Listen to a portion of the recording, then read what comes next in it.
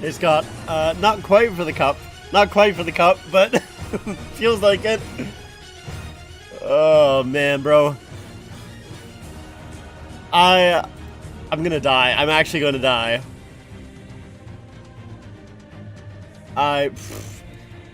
Let's see. Have the Leafs tweeted out their lineups yet? Hi Jake, how's it going? I'm like, I don't know, man. Oh, I can't believe that this is happening. So, if you guys don't know, Joseph Woll, he is out. He is not playing today. So Samsonov is back in net, and I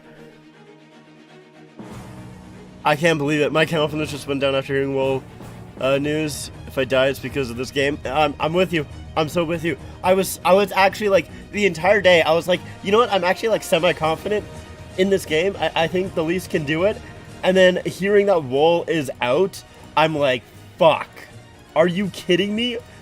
And the possibility of him being out because of the final shot of the game that was meaningless, did not matter whatsoever, and still went in anyways.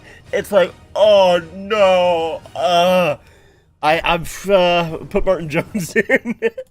I mean, Sammy can have good games. That's like the only like thing that like is slightly redeeming is, you know, first of all, when he was like put down into the minors and came back, he was pretty good. Maybe that's going to be the case again. Hopefully, like with him basically getting time off and them going to Joseph Woll, maybe that wakes something up in him again. Jack Greaves has to go into the crease, so true. Take a guess whose card I pulled out of a blaster box today. Was it Joseph Woll? Or maybe Matthews? I'm with you, brother. The entire day I was actually excited to think the Leafs were going to win this, and now I don't know what to feel because of the news. Yeah, like, it's not like, it's so funny because Samsonov, like, he was really good last year. He's had good moments this year. I'm not saying that he is an awful goaltender and he can't have good games, but like, I'm just like, I don't know, man. Just the first 4 games of the series, it didn't instill confidence in me for sure.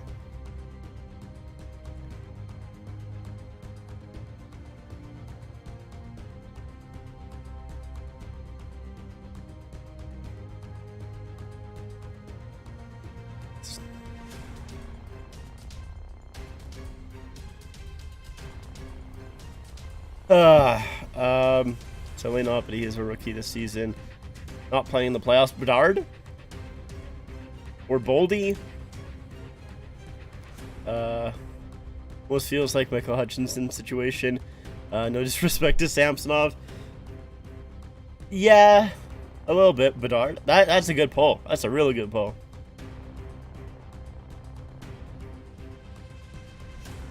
I mean, I think it is a little bit different. Samsonov, I think, is a bit better than Hutchinson, but no, I get what you're saying. It is like, oh man, I don't know. I can like Boston put in Ullmark at least. We played a little bit better against Ullmark. I think my main concern is just like how different the Leafs play in front of Samsonov than they do Woll. I feel like they just play completely differently in front of him, and I think that's really the main difference. One button goal from Samsonov, and I'm gonna lose my mind. Yep. Like it's. Like, did Woll ever let up a bad goal in the 2 games he played? I don't think so. I can't think of any. He made some phenomenal saves. God, it's just so annoying. Fuck. If they just didn't allow that cross-crease pass to Coyle, sorry, in the final seconds of the game, we would have Woll. Oh, fuck, man.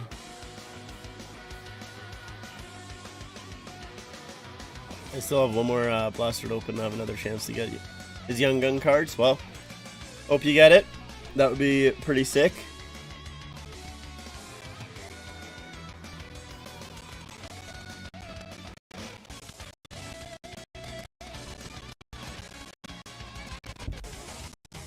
I'm not sleeping tonight if we lose this game. I'm not sleeping tonight if we win this game.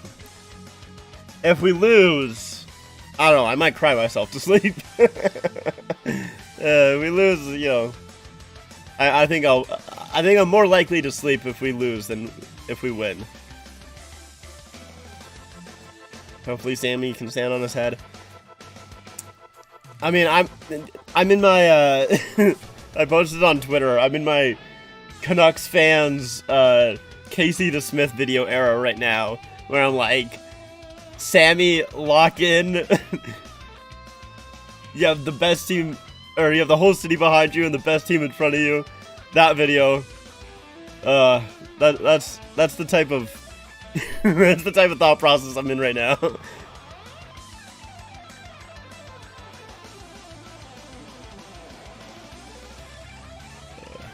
So tell me, hockey gods, get the best goal scorer in the world back on our team in exchange for us losing our starting goaltender. Most likely the only reason we haven't been eliminated yet. Yeah, I mean, we'll see. I don't even know. I want to see if the Leafs tweeted out the lineup yet. I want to see the lineup because I want to know what the hell is this.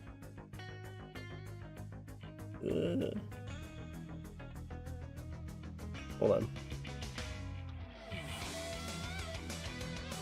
Got something stuck in my jersey. Almost like a tag. Yeah, it is like part of a tag. It's almost like it's glued in there. What the hell? Okay, whatever. Anyways. Okay, they have posted the lineup. So, okay. Interesting. Okay. So, let me pull this up, actually. Give me a second. Let me pull this up so you guys can see it as well. Oh, I did not mean to click settings. I meant to click this. So we can go here. And here. Alright, so this is the starting lineup for the Leafs. So Bertuzzi, Domi, Marner, same as, you know, the past couple of games.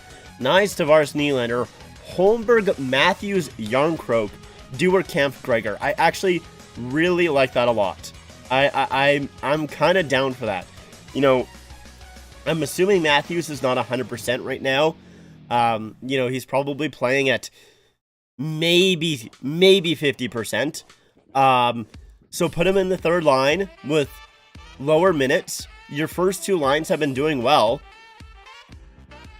You know, you are taking out Robertson, but at the same time, like, I like Robertson a lot. I feel like Robertson hasn't really done enough in the series to really keep him in the lineup at this point.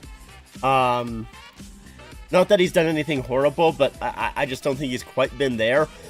On top of that as well, Matthews has played with Holmberg this year, and they actually look pretty good for a little bit. So maybe they still have that chemistry going on. Is it weird to say I would have felt more confident going into this game with Matthews out of the lineup and Wolf starting? I would have as well, honestly. I don't know why. Well, actually, I think I would have without this lineup sheet. I was a little bit nervous that they were going to go back to the regular lines when Matthews was in playing, where they would have Bertuzzi, Matthews, and Domi, etc., etc. But the fact that they are putting Matthews as that third line center, it does make me a little bit more confident. I mean, we'll see how long they actually stick with that, but I kind of like it. Holmberg and Pappy sharing a line. He's actually going to get dimed up for the first goal. I'm sick. I mean, hopefully. It also is really good for the Leafs because, I mean, Matthews in a third line role, like I said, he's probably not going to get a ton of minutes, but that's going to be really hard for Boston to line match, and the Leafs are just going to be able to roll their lines. So, I kind of like this idea. Angle said the Leafs should do this with Matthews, put him on the third line. It looks like Sportsnet listened to him. Well, it looks like Keith listened to him. Not really Sportsnet. But yeah, like, I mean, I do think it is a good idea. You get that third line. You know, I assume Matthews is not healthy. Like, I assume he's not 100%. That's the only reason. That's the only reason you're putting him in a third line role there. Because, I mean, if he was 100% healthy, obviously you're not putting him on the third line. And, you know, I was talking about this with my friend. I'm like, you know, she's just watching, like, she's kind of watching hockey for her first year. This is her first year watching it. Chunky, my bad. I'm just all over the place right now with the World News. No, I got you. It's fair. But I was talking about this with my friend a couple of days ago, actually. I think it was before Game 5 or maybe before Game 6. You know, at the time I was thinking about taking out Dewar. And I'm like, who would you rather, you know, 20, 30, 40% of Austin Matthews or Connor Dewar at 100%? And so you kind of have to, like, you know, that's one thing you have to think about, right, in the playoffs. And I'm assuming Matthews is probably at, like, 50, maybe 60%. And I think Matthews at that level is better than Nick Robertson. I would say so. Man, now that I've realized, like, I don't know if you guys can see it. You kind of can. But that's like, you know, a little bit of the tag. And it looks like, it feels like it's glued onto the jersey, and I can't stop picking at it now. It's bothering me. I've had this jersey for like over a year, and I've never noticed it. Now, I just can't stop picking at it.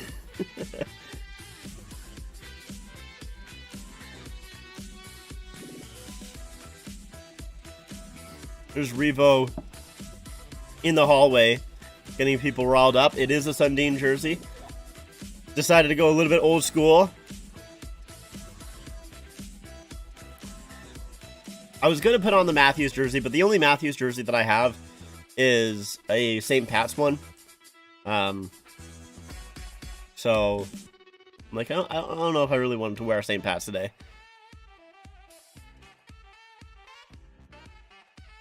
Oh, Sammy, you better have a good game, man. Oh, Sammy. I do like that Revo's right in there. Getting the boys hyped up. I think that's good. There's Matthew Nyes, Yarncrow, Camp.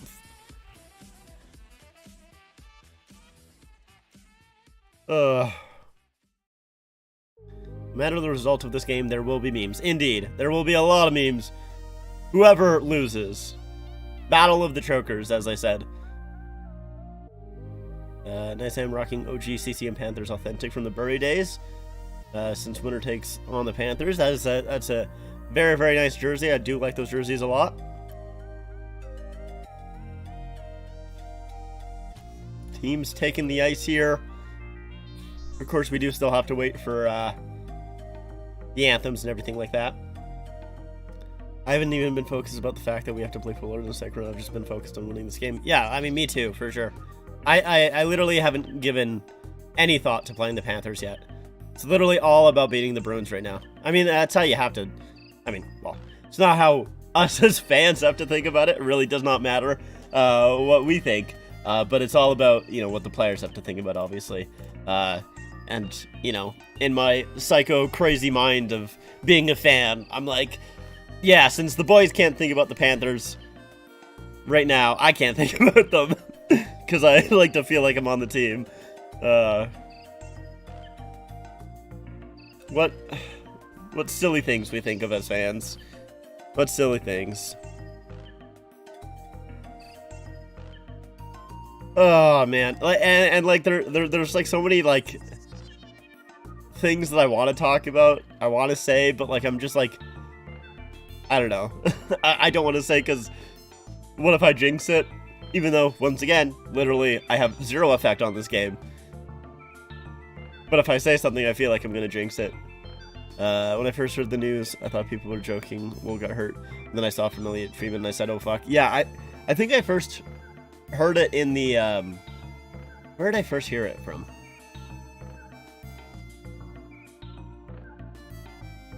Might have been the Hockey Jersey Discord that I heard it from, and I was like, no, you're fucking joking, bro.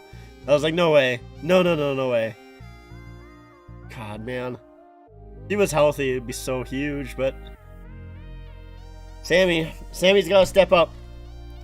This is literally such a big game for Samsonov. I mean, obviously it's a big game for the team in general, but this is a massive, massive game for Sammy as the Canadian anthem starts. He definitely needs to turn back the clock to the first round of last year. Yeah, he was really good against Tampa last year. Especially in Game 6, he was phenomenal. So if he can do that again, Leafs are in a really good spot. Really, really good spot.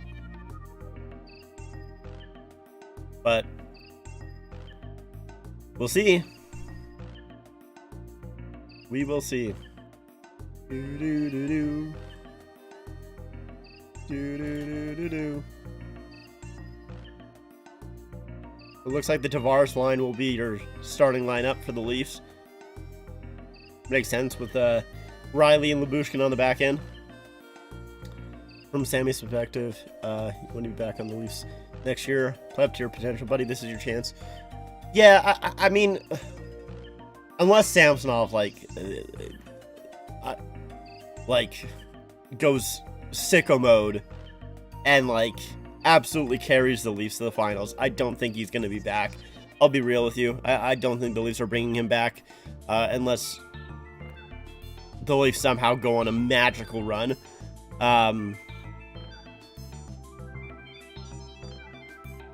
But yeah, I mean, obviously, especially for Samsonov here, you're thinking about it just to get a job next season in general, right? You had, honestly, not really that good of a season. The first half was god-awful. You did kind of pick it up during the second half after coming back, but even in, the last week of the season, you didn't really play that well. You haven't played that well in the playoffs either. So, yeah, you do definitely, if you're Samsonov, you want to kind of pick up your game here for even just getting paid next season in general. Good evening. I hope to God at least win this game. Picked him to win in 7 in my bracket.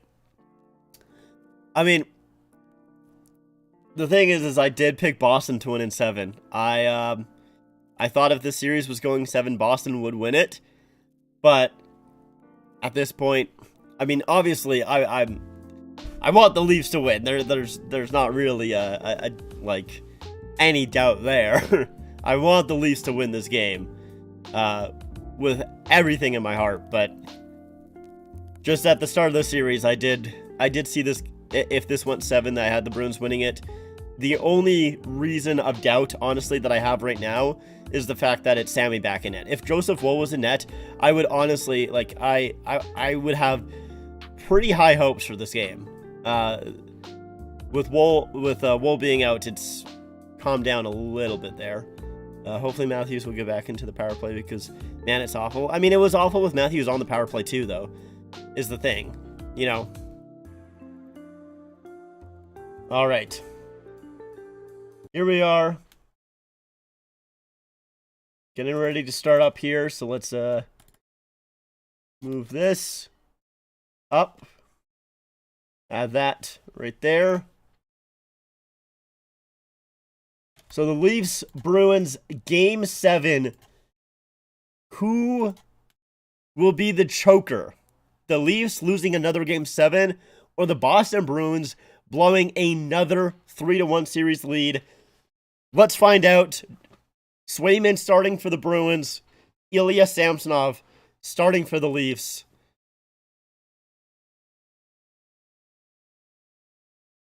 Let's hope it's Boston.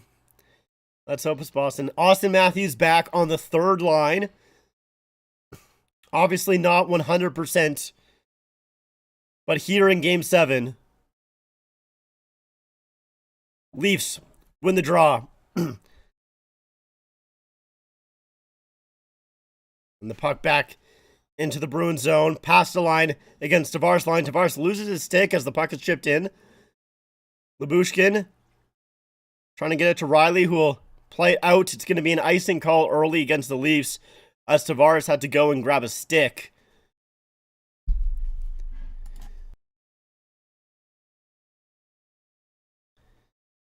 History has to go Leafs' way for once against them. We'll see. We'll see.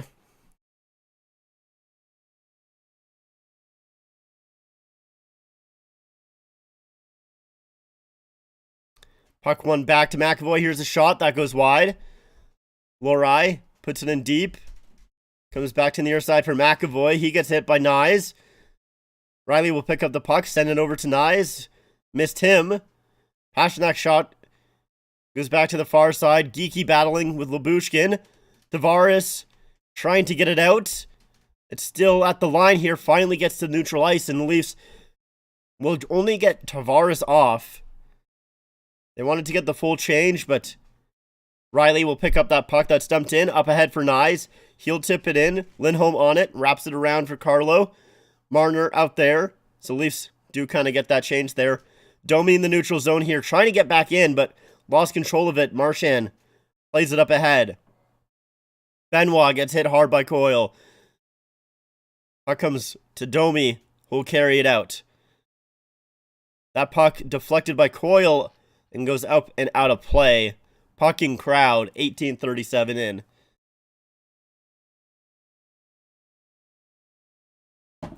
Fuck me, man. I'm already, extremely nervous. So they're saying the keys to success, Leafs business-like attitude, and Bruins David Pastrnak. I mean, I didn't want to say anything, but yes, David Pastrnak has not been a massive player for the Bruins. Matthews out here now, his first shift since Game 4 of the second period. He missed all of the third period in Game 4, and obviously Game 5 and Game 6. Frederick battling here on the near side. Holmberg plays it in deeper. Matthews battling against Witherspoon. He'll feed it in for Yarncroke. Back at the point, Liljegren over to Edmondson. A shot doesn't get through. And that will be tipped out. JVR against Liljegren. Liljegren does a good job shielding him off. Shot, rebound. Oh, just goes off the side of the net. Brazo almost got the rebound there on the JVR shot. Matthews flips it up ahead. I thought Liljegren was doing a good job shielding off JVR, but he kind of spun away from Liljegren at the last moment, got a shot away. Shattenkirk tipped in. Fourth line out now for the Leafs, as everyone now has been out on the ice. Benoit on it, rushing in. Here goes Benoit, centering play. Stopped to the side by Swayman. Leafs up ahead. Here's Dewar in. Connor Dewar shot. That missed the net. Gregor holds in the line for a moment. Comes to the far side. Lyubushkin pinching. Kampf battling for it in the corner. Shattenkirk comes away with it. We'll send it back to Lohrei, and Bruins are out. Good little play by Lyubushkin there to knock the puck away. Now here come the Leafs with the first line out here. Nylander for Nyes. Nyes in deep for Tavares. Tavares behind the net. Coming on his back end to Nyes. He'll go back behind the net as well. Nice little move on Lohrei there. Gets it back to the point. Over to Riley. He just plays it in for Tavares. Wraparound opportunity. Puck comes in front. And Zaka clears it away. Puck kept in by Nylander. Nylander, nice move. Oh, got knocked off his stick there by McAvoy. Up ahead for Pastrnak. Pastrnak, a little bit of room. Closed up by Liljegren. Around, back behind the net. Carlo pinches. Here's Pastrnak. Oh, huge hit by Edmondson on Pasta as he tried to wrap it around. Nice there. Geeky behind the net again. Covered up by Liljegren. Tavares plays it free for Bertuzzi. He can't get there in time, but puck came back to Tavares, who will lift it high in the air. Back into the Boston zone. Is it going to be enough for icing? No, not enough. Arlo will hold up behind the line there. It is a good job by Tavares to make sure that there was not enough for icing. Here comes the Bruins. DeBrusk! Huge save by Sammy! Cleared away by Domi. Now Marner Up for Domi. Cut off by McAvoy. DeBrusque. Up ahead. Didn't hit his man. Poked away by Benoit. Leafs trying to gather it in their own zone here. It's Holmberg. Can't send it back for McCabe. Domi on it. He'll play it back for McCabe so the Leafs can kind of calm down a little bit here. 5 minutes into the first period. Shots 2-2. As McCabe just sitting behind his net waiting for his teammates to change. Pass up ahead, tipped in by the Leafs. Swayman out to play it. Lohrei wraps it around. JVR brings it in. Oh, and that's way offside as Brazeau, I think, thought JVR was going to dump it. He didn't. He was carrying it in. So Brazeau a little slow to get up there. So here's the Tavares play out front to wrap around. Good save by Swayman there. And then Pasta tried to do the same thing with the wraparound and a big hit by Edmondson. Great hit. And a good little back pass by Coyle to DeBrusque. And a big save.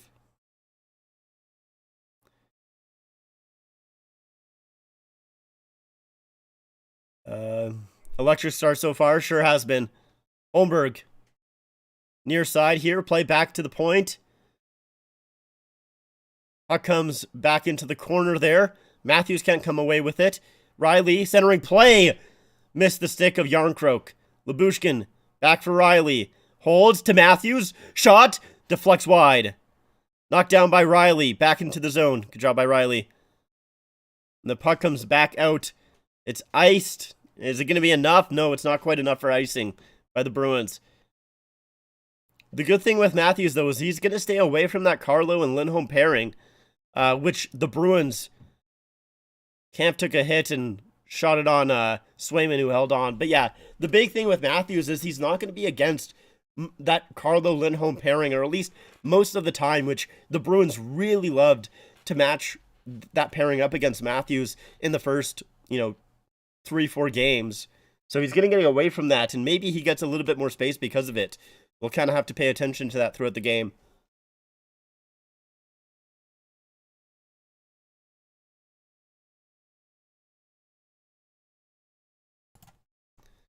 Can't win the draw. JVR will tip it out. Liljegren to Edmondson, who will lift it high.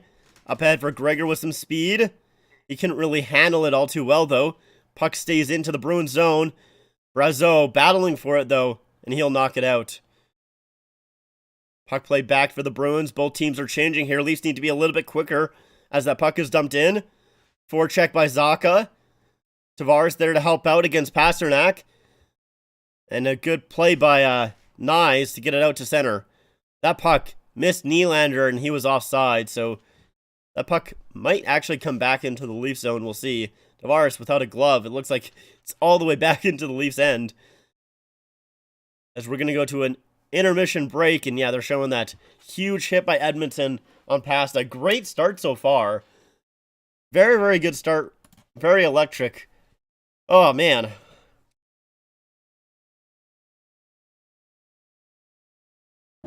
I am nervous. Very, very nervous for sure.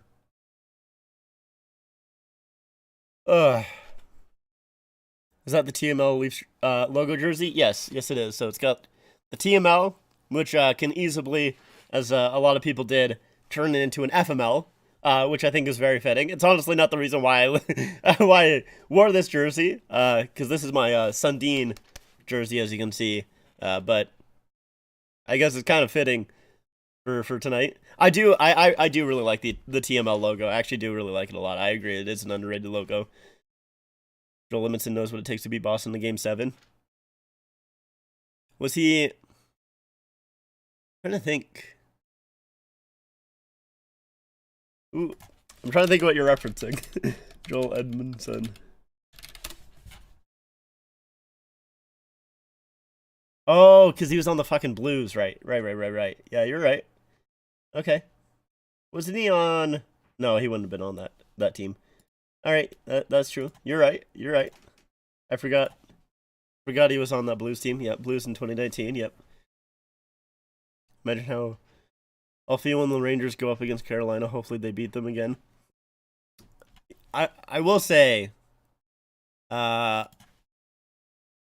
am rooting for the Rangers against Carolina as well. So I'll be with you on that one. Not that I hate Carolina, but I don't know. I do kind of like the Rangers. So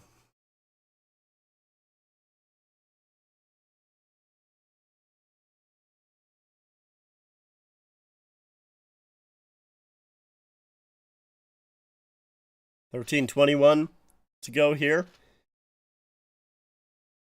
Let's see where this puck ends up. Another Preds are out. The Canes are on my bandwagon. I mean, I like the Hurricanes and the Rangers, so like it's not like I'd be too pressed with either team winning that series. Looks like there's an issue with the Bruins' door. It's not closing properly.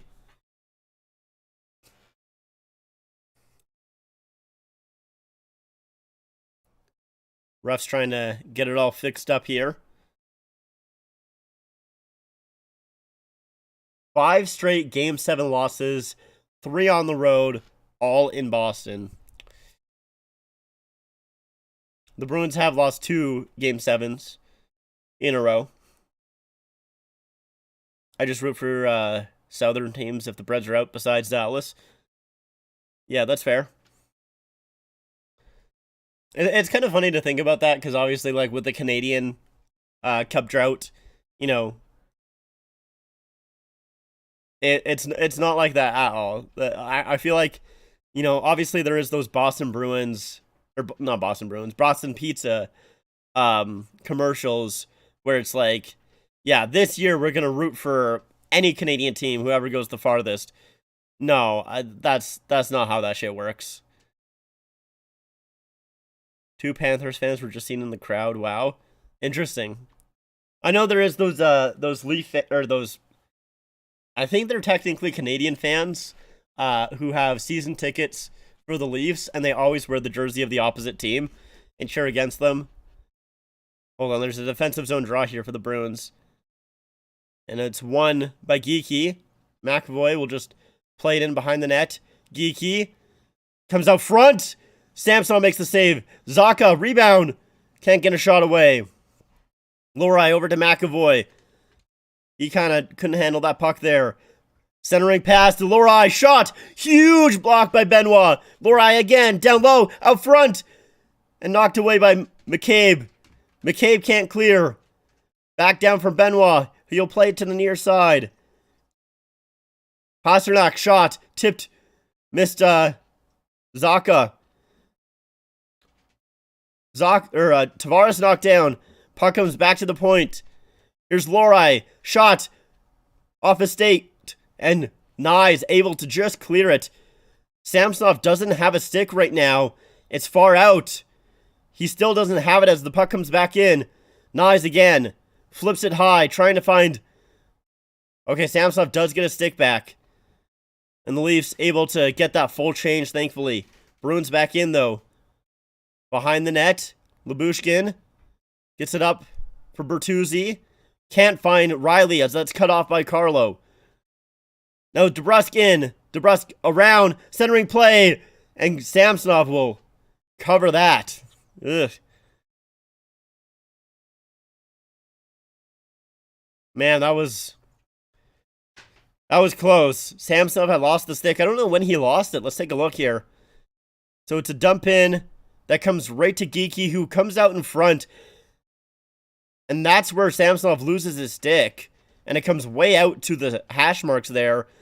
And Lohrei takes the shot. Huge block by Benoit. Wool is hurt, apparently. That is why Samsonov is starting, is because Joseph Wool, from what people are, you know, kind of... Hold on. Face-off won by the Bruins. Shot there. Good save, Samsonov on Lindholm. Nice. People are thinking that it's because of the last shot of the game in Game 6, where Joseph Wool kind of spread out, and I think maybe it was his knee or something like that, but he's battling an injury, and that's why he's out. Bruins win the draw again. Shot on goal. Rebound. Oh, and Maroon can't tap that puck out of the air. Holmberg dumps it down. Carlo. So Carlo and Lindholm are out here against Matthews. That puck played around. And that puck gets past Edmondson. Pat Maroon up ahead. Here's the Beecher with the shot. And that is saved by Samsonov. He'll hold on. As Matthews and Boagfist are going at each other. And the 219s, Yarncroke and Beecher as well.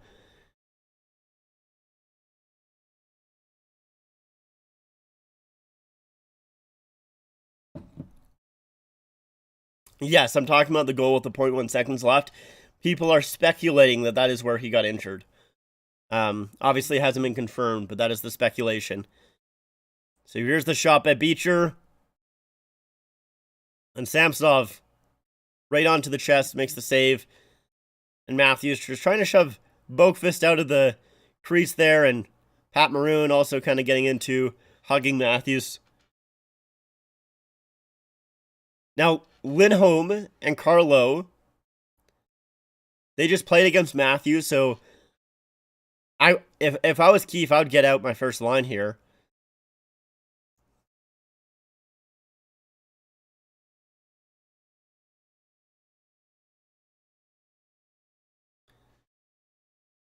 But they do get out their fourth line, so not quite what I was hoping for. Leafs do win the draw and flipped out by Dewar back into the Bruins zone. Witherspoon grabs it and plays it up ahead. Now here's Brazeau with it. He'll dump it in. It goes off. Oh, Benoit to the middle. Oh, and that good block by Benoit as that pass came back in front. Benoit up for Kampf. Kampf will dump it in. Getting your better goalie hurt on a garbage goal before Game 7 is next level cursed. It really is, honestly. It like, especially with 0.1 seconds left. It's crazy. Breaker.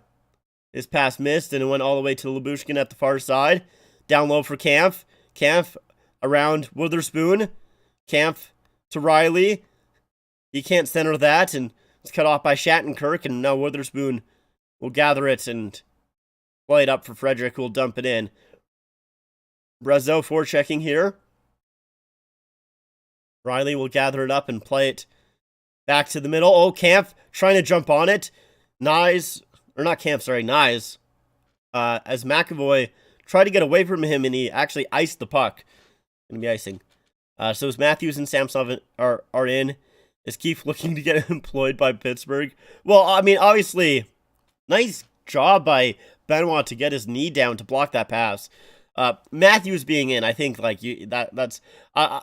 look, I'm kind of stupid, because I'm like, you know, keep the lineup the exact same, even if Matthews can come in. But no, if Matthews is healthy enough to play, you do put him in, no matter what.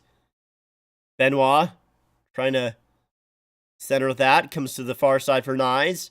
Battle with McAvoy here in the corner, comes to Geekie. And Geekie will send it back around for Lohrei. Yeah, I mean, you're putting in Matthews, like, if Matthews can go, you're putting him in. Nylander back in here. Far pass to Tavares. He couldn't handle it all too well. Now gets to Nylander below the hash marks. Up high, shot. Oh, and that just goes wide. Riley, come out of the corner, shot. Loose in front. Knocked it to the side. Geekie, up ahead for Zacha. Here's Zacha. He'll flip it in as he gets checked by Lyubushkin. Riley hit hard, but he got the pass up ahead for Domi. Domi to Marner. Marner sends it in. Carlo off the glass and out. Marchand to Coyle. Coyle centering play, missed everyone. Goes into the corner. DeBrusque battling for it on the far side. Coyle back to the point. Now Coyle back on it again. Back for Lindholm. Shot there. Tipped. Rebound. DeBrusque stopped by Samsonov. Good save, Sammy. Nice. And he'll hold on. Good job, Sammy. So it's a shot by Lindholm. Tipped down. Sammy saves it. And the rebound was there for DeBrusque, and he makes that second save as well. Good job by Sammy closing up the 5-hole there. Huge, huge, huge. But yeah, I mean, you're obviously going to put in Matthews no matter what. As long as he's healthy enough to go, you put him in. And Samsonov, I mean, if Wool's injured, you have to put in Samsonov. You're not putting in Martin Jones. I'm sorry. You can't put in Martin Jones after like not like when was the last time? Hold on. Let's take a look here. Martin Jones. I want to see the last time Martin Jones actually played. That is a fantastic picture of of him in a Sharks jersey. Hold on. I got to show this. That is an awesome first picture when you look up Martin Jones. I just want to show this. I love that right there. That is solid. That is great. I absolutely love that. Anyways, though, his last game, April 17th. Okay, honestly, that's not as long ago as I thought. But then before that, March 23rd. Before that, February 22nd. And that's kind of when he was like playing, because February 17th and then February 10th. But nonetheless, it's you can't play Martin Jones at this point. It's like you're only playing him if you have to. Am I gonna make a video for round 2 predictions? Probably the only problem that I have with that is isn't round 2 technically starting tomorrow with the Rangers and Hurricanes series? Like let's take a look.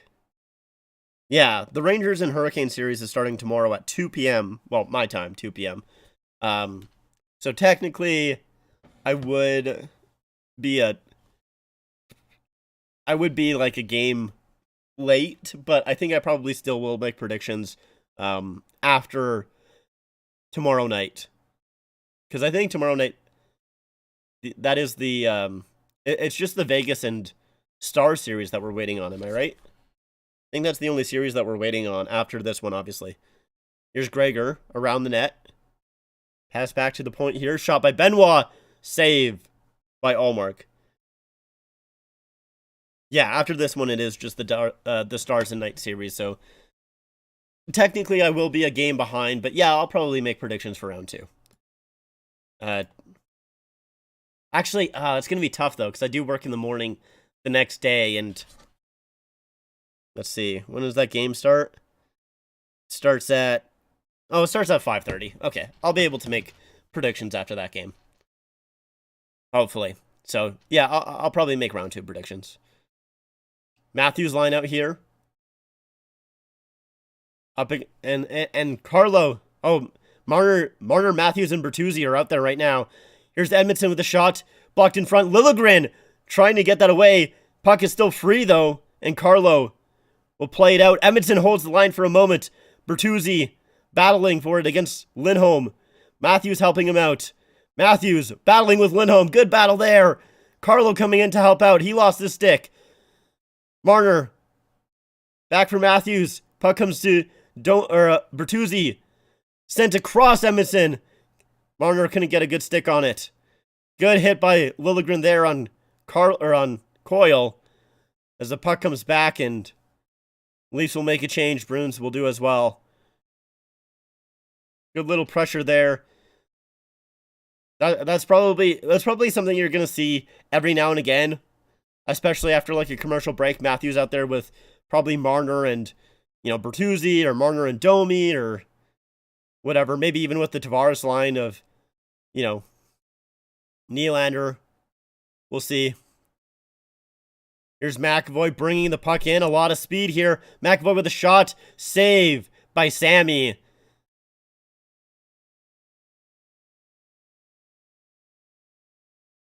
Bruins have come out with a little bit more pressure in this game than they did the past 2.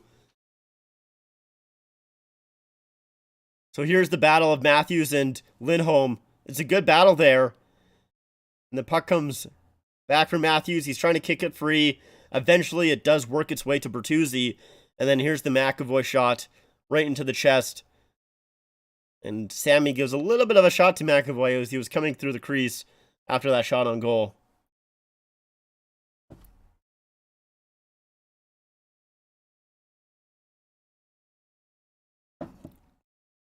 Kampf line out against the Frederick line. Faceoffs 9-4 in favor of the Leafs. Frederick is going to get waived here. So James Van Riemsdyk will take the draw. It's a battle that the Leafs do end up getting the puck. And it's flipped up ahead. Ooh, Dewar gets hit up high. But that's going to be a hand pass that's get called.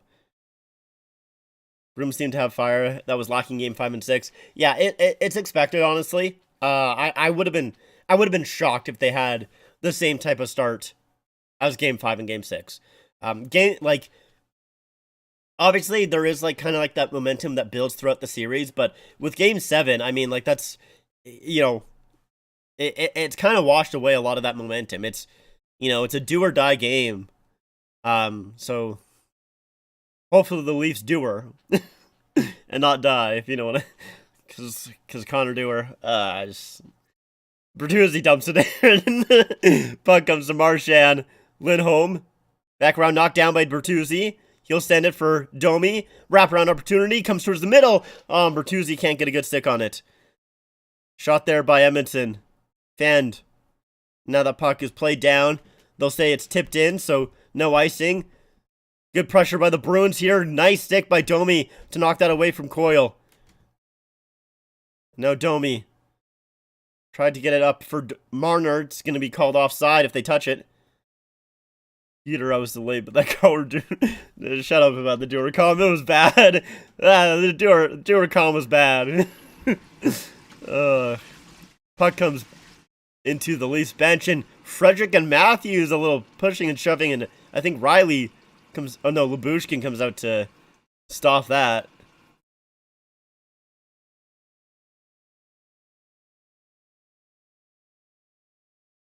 And the players are separated here.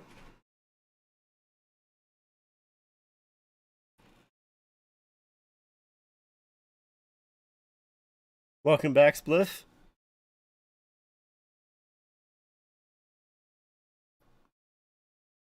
Refs, I think, talking about where the face-off should be. They're going to say it's outside of the Leafs blue line.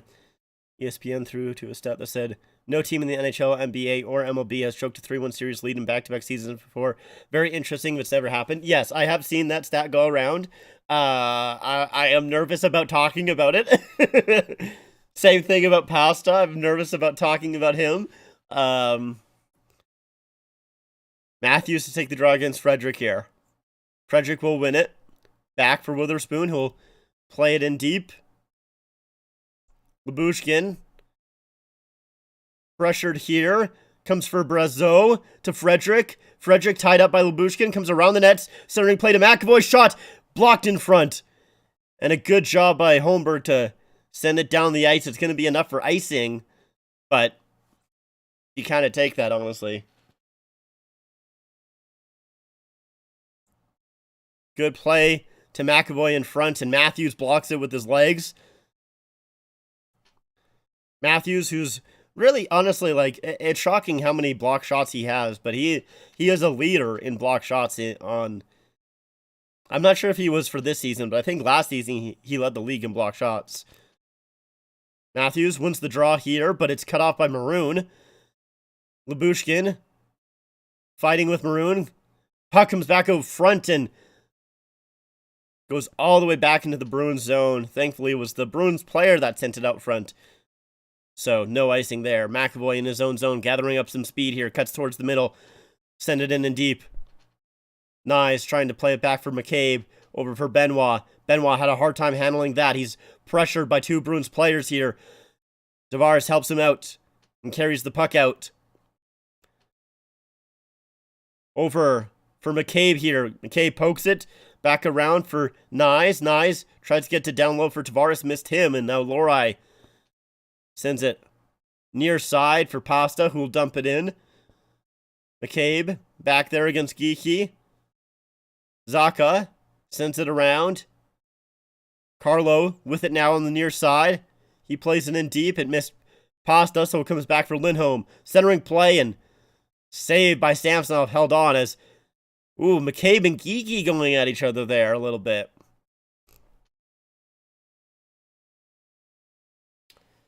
And we're going to go back to another intermission break.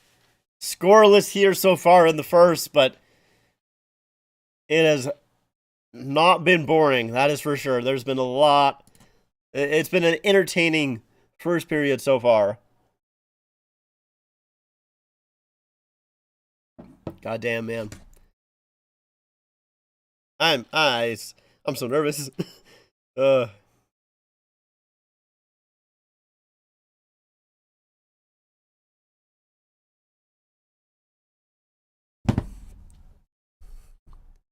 yeah, I'm watching the Sportsnet broadcast, yes. I am technically not watching on Sportsnet, but I am watching the Sportsnet broadcast, yes. As a neutral fan, I'm glad I'm not the only one heart palpitations. Oh yeah, no, I've like it's so funny because like I first of all I did call off work today. I was like I'm not going into work today. I'm like I'm not. I don't need to. They don't need me. I need to rest up for Game 7. Literally, I was talking to my friend. She was like, did you go into work today?" And I was like, "No, I got to rest up for the big game." Are you kidding me? There's no way that I'm going into work. I need to rest up for the big game. Uh, but yeah, like throughout most of the day, I was honestly like, fairly okay. I was like not super nervous, but like ever since the Joseph Wool, I saw that he was questionable. Once that kind of started being talked about, like an hour or so before the game, I was like, uh-oh. And that hour lasted a long time. That hour was a long time. But Samsonov has been good so far in this first period. He's been really solid. I wouldn't say he's had to make any like phenomenal saves, but he's been good. He's seeing the puck around players. Um, he's been able to track it quite well. He hasn't been super sporadic, so no, he's been good. 4:44 left to go here in the first period. Shots 4-10 in favor of the Bruins. So the Bruins responding quite well to those game 5 and 6 starts. McAvoy will put it on goal, and Samsonov, easy save there, holds on. My heart can't take another loss to Boston. Please win. Me too, man. It's like a win would feel so good. Oh, it would feel so good. I need it so bad.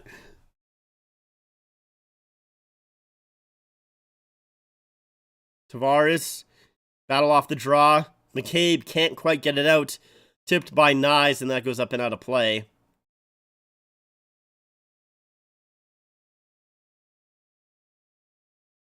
Couple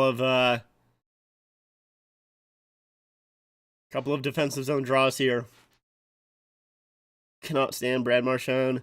Would be a big accomplishment for Toronto if they can keep him off the score sheet like the Rangers did Ovi. Yeah, that would be huge. They're playing Megadeth. Something scary for me. This could potentially be the last time the Bruins Centennials are worn. That is true. I do love these Centennial jerseys for the Bruins. McAvoy comes down low here. Back pass for Marchand. He'll play it in deep. Goes back around. Pinch there by Lorai. But Benoit plays it up the boards. It goes right to Marchand. Over to McAvoy. He fans on the shot. Knives will take it away. Dump it out. Knives with a little bit of speed. He can't quite get around to Brusque. Actually, hooks to Brusque down. Nylander. Huge save by Swayman. Shocking no penalty on Knives, to be honest. Wow. Good job by Knives there, though. Like, look, I think that probably should have been a penalty. But nonetheless, great job by Nyes to chip the puck out, race after it. And let's see. I mean, Nyes kind of lifts the stick and just DeBrusque goes down, gets it over to Nylander, and it's a good save by Swayman. He just gets a piece of it and then is able to cover up that rebound. Yeah, I do really love these Centennial jerseys for the Bruins, but man, I hope this is the last time that we see them. Unless it is for another season, they bring them back for whatever reason, but I would love if this is the last time that we see these Centennial jerseys for the Bruins. A wild sequence indeed. Brazeau, open, JVR, huge stop by Sammy. Is Allmark injured? I haven't been paying attention to Swayman in the last 2 games. No, Allmark is healthy from everything that I know. Swayman's just been good. Swayman has been, I mean, the only time that Allmark has played in the series was game 2, and they lost it, and the Leafs scored 3 goals. Every other time, the most goals the Leafs have scored against Swayman is 2. So, like, Swayman has been the better goaltender, which is why they're going to him. It's not that Allmark is injured, as far as I know. It's just that Swayman's been the better goalie, which is completely fair. Leafs win the draw here. Sent out by the Leafs, but that's going to be an icing call, so we'll have to redo it. Let's not Sway had the rougher season. I mean, yeah, honestly, I didn't pay too much attention to who had the better season between Allmark and Swayman, but yeah, no, Swayman has been by far the better goalie, at least.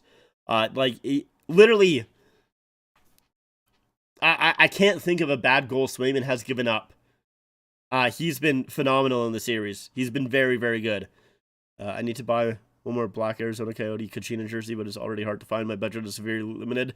Yeah, those, honestly, I would probably wait on buying a Kachina jersey unless you can find it for, like, kind of cheap, because they are, like, really overpriced right now.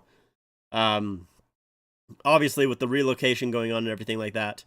Puck comes back to the point here, sent over to Witherspoon, holds the line, back in deep for Maroon, crunched there by Lyubushkin, and Kampf will come away with it, plays it up ahead, Riley pokes the puck out, back into the neutral zone. Is that going to be another icing for the Leafs? No ice. Oh, Leafs get a little bit lucky there, honestly. But yeah, the Kachina jerseys, I feel like, are, you know, they're really sought after right now because people want to get a Kachina jersey because of the fact that they're relocating. But I think the prices are going to go down in the next, you know, few months, maybe a year or so. Boston's lucky; they basically have 2 starting goaltenders, both are the best, some of the best in the league. Yeah, both Boston goalies are unbelievable. Like even Allmark, right? Like with Allmark's game in game 2, was he unbelievable? Was he unbeatable? No, he obviously wasn't. He was, you know, he got scored on 3 times, but he was still good. Like, I wouldn't say he was the reason they lost that game, but, you know, when you have Swayman, who, I think it was a smart decision by Boston. You know, you go to Swayman for the first game, you go to Allmark for the second. Puck doesn't come out by the Leafs, though. Here's Geeky.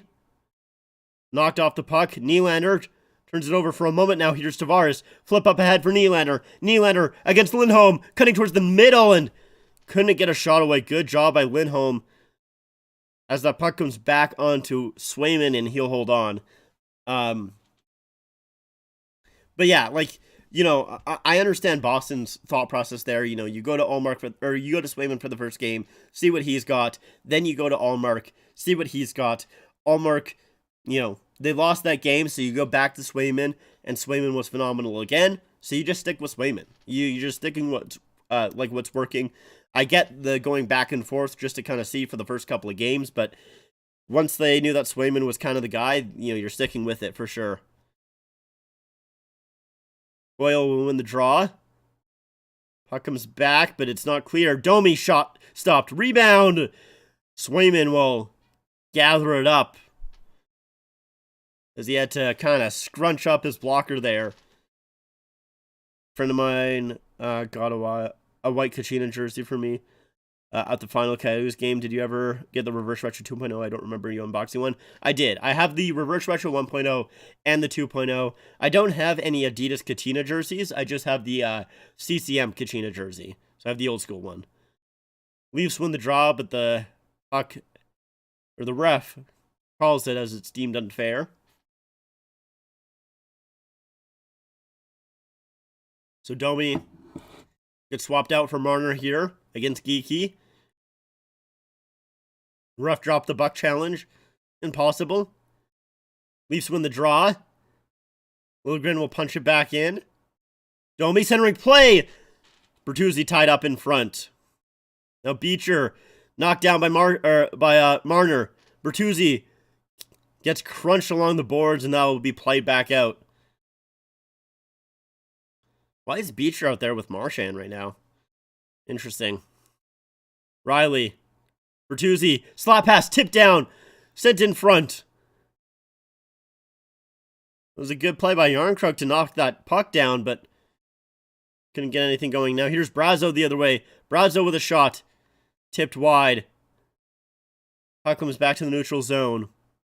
Carlo. Up ahead for Brazo. They're going to call that offside with 1:12 left to go. Are the locals in your town Oilers fans? Most of them are Calgary fans. Majority.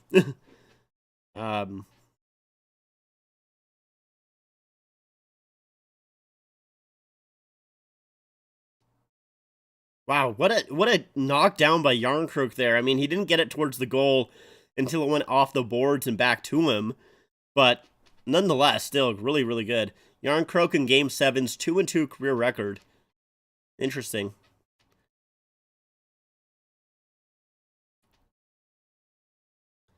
Matthews against Geeky out there. Matthews will win the draw back.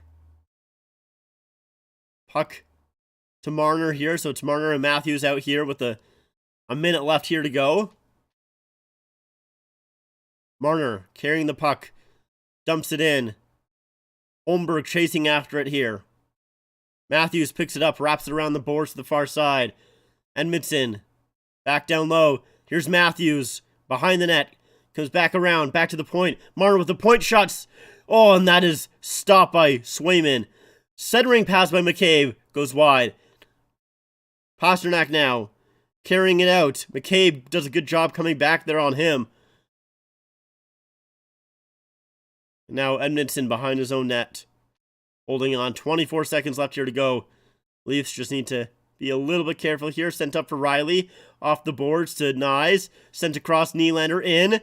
Over for Tavares. Tavares. Nice move towards the middle. Shot. Tipped up and out of play. Good little move by Tavares there, but it went off a stick and out. I like that Toronto are looking confident with the puck on the ice.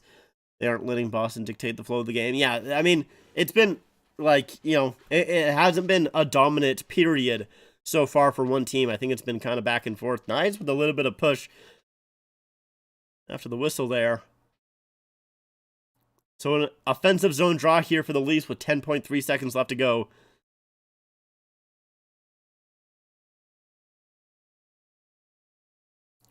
Tavares loses the draw against Beecher, so that puck will get lifted off the glass and down. Not enough for icing. Lyubushkin against Coyle will just hold him off. And that play will end the period there. 11-8 shots on goal for the Bruins. But we are going to the first intermission tied 0-0. Just like we did last game. Bruins had a little bit more jump in their step this game. I will say that. Compared to the last two games.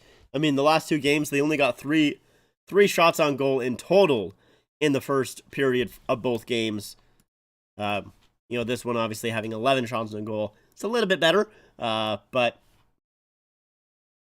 still, I think both teams had a good period. I think it was close on both sides for sure.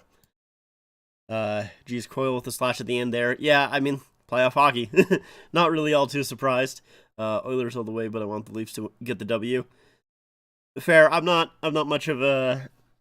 I don't know. It's not like I dislike the Oilers. I mean, obviously the Oilers have a couple of previous Leafs players and stuff like that. So, like, if the Oilers, did win the cup, I wouldn't be overly upset about it. Unless, obviously, they were facing the Leafs.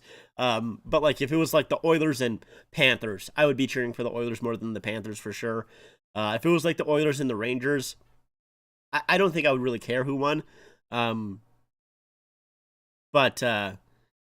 Yeah, like, with the Oilers, I would like to see McDavid get a cup for sure. Obviously, Hyman would be great. Connor Brown. I know Connor Brown. Is Connor Brown even playing in the playoffs? I'll be honest. I don't actually know. Let's see. Daily face-off Oilers. I don't think I've seen him play yet. But I could be wrong. Yeah, he's not in the lineup. But I don't know. Would he technically still get a ring? Same with Campbell as well. You know, I wouldn't mind seeing those guys get a Stanley Cup, even though once again Campbell, you know, I'm not sure if he would technically qualify for one. I forget what the qualifications are for regular season. I'm not sure if you have to play in the playoffs to at least get your name on the cup. I'm not sure if that is, you know, you have to do that or not. I can't quite remember, but nonetheless, yeah, like I wouldn't mind seeing the Oilers win, but also at the same time they are facing the Canucks, and I think I would like the Canucks to win that series a little bit more. I'm not sure if they will though. I think the Oilers probably beat the Canucks, but yeah. Nonetheless, I mean, even though, like, it's funny because even though, like, I'm really not rooting for another Canadian team to win the Stanley Cup, if I were to root for Canadian teams to win it, obviously, Leafs first, Calgary second. After that, probably Canucks third, then Oilers, and after that, I wouldn't want them to. After those two teams, like, obviously not the Senators or the Canadians, no way. But even the Jets as well, I wouldn't want them to win it. So it literally comes down to basically just, you know, the Oilers, the Canucks at this point, and then the Leafs obviously as well, if they, you know, can continue on tonight. Boston managed more than one shot on goal this period. Yeah, they did. They definitely played a lot better of a period a lot better of a first period this game than they did the last two, for sure. Came out a little bit stronger, which is what I was expecting. I wasn't expecting, you know, even 5 shots. I would have been surprised if the Bruins got that low amount. I would have expected a little bit more out of them. So them getting 11 shots here, not super surprising.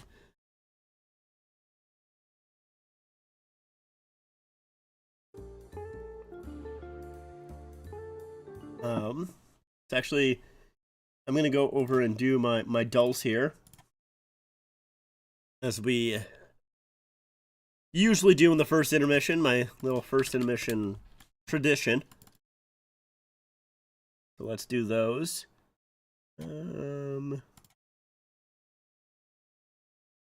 All right. And let's bring up my chat here so I can see it. All right. So, 1977, 43 million views, par 3. I'm probably going to have to... Okay, so it's a movie song. We know that. So a movie that came out in 1977, that's going to be rough. I might have to need a clue on this one. Oh.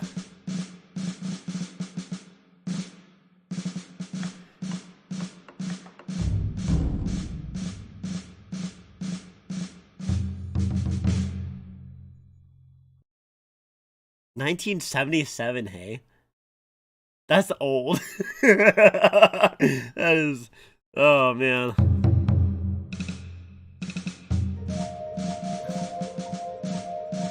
Okay, it's a little bit different with the harp and the piano coming in. Wasn't expecting that.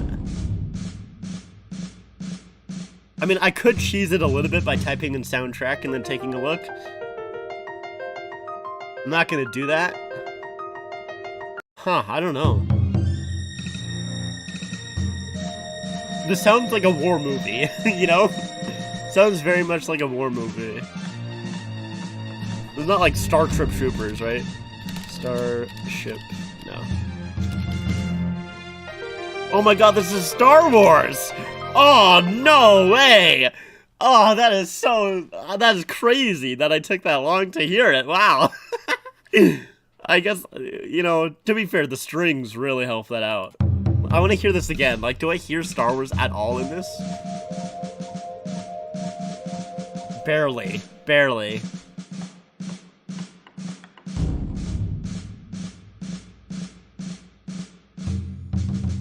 Yeah, the strings really help it out for sure.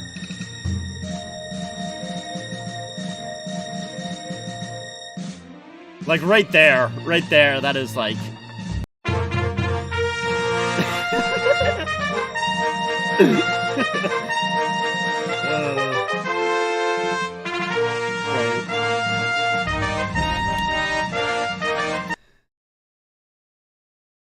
Fantastic. Amazing. Star Wars was my only guess for that year. Thought it was Imperial March, though, at first. I'll be honest, I forgot that Star Wars was 1977. I did not think of that. This one, it's an easy one for me. This is Cote d'Ivoire, or the Ivory Coast. So around that, we have... is that Guinea-Bissau, or is that just Guinea? I think this is Guinea-Bissau. Okay, it is just Guinea. And then this is Ghana. This is Mali. What is that one? This is, what is it? Starts with the B again. Why can't I think of it right now? Burkina Faso.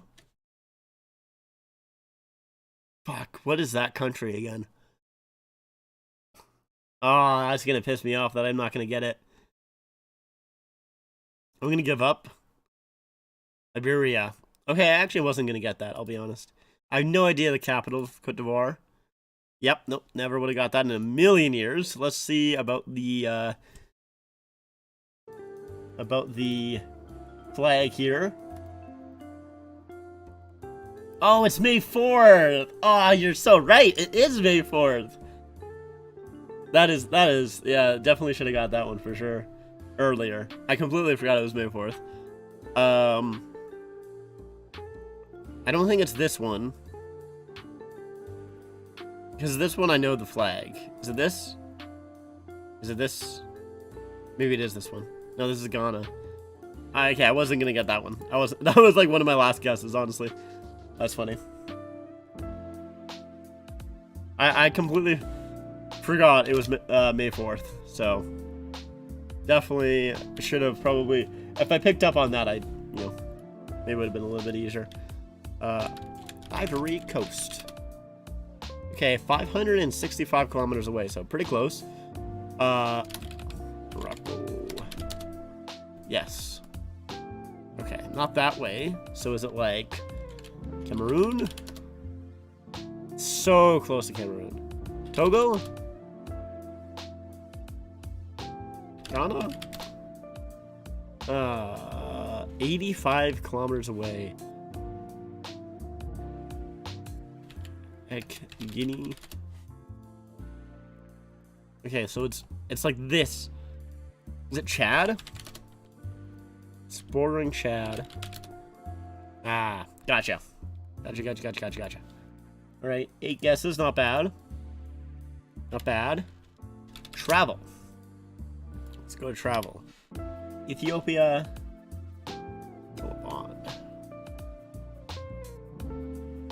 Don't I need to go through Egypt? I think I need to go through Egypt. Egypt. Okay, yeah. And this is just Sudan here. Is this not just Israel? Okay, cool. That's an easy one as well. I feel like travel's been a little bit easy lately. They've done a lot of 3 guesses. It's a little bit too easy for me. I want a little bit harder than that. We can go to 72 Nurdle.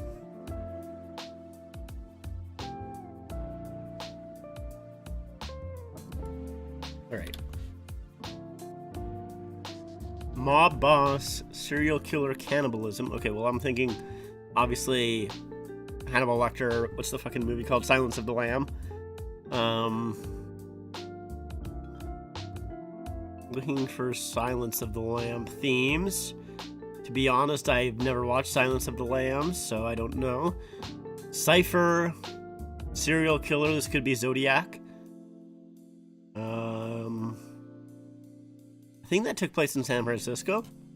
Okay, well, that was a huge guess. Rugby teams, Yandy's cannibalism. Radio astronomy. Okay, radio astronomy. Search for alien life. There was a movie that I know of. Okay, this one is Plane Crash. This is a movie that I think I've seen, but I don't remember the name right now. Okay, this is not a movie that I've seen, but I guess it was a good guess.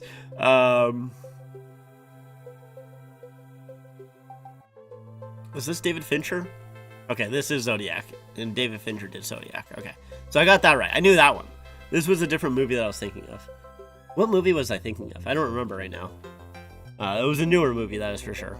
Search for Alien Life, Radio Astronomy, Jodie Foster, Matthew McConaughey. Jodie Foster, Matthew McConaughey. I don't know that movie. And then Psychiatrist, Mob Boss, Billy Crystal, and Robert De Niro. Analyze This, never heard of it. Contact.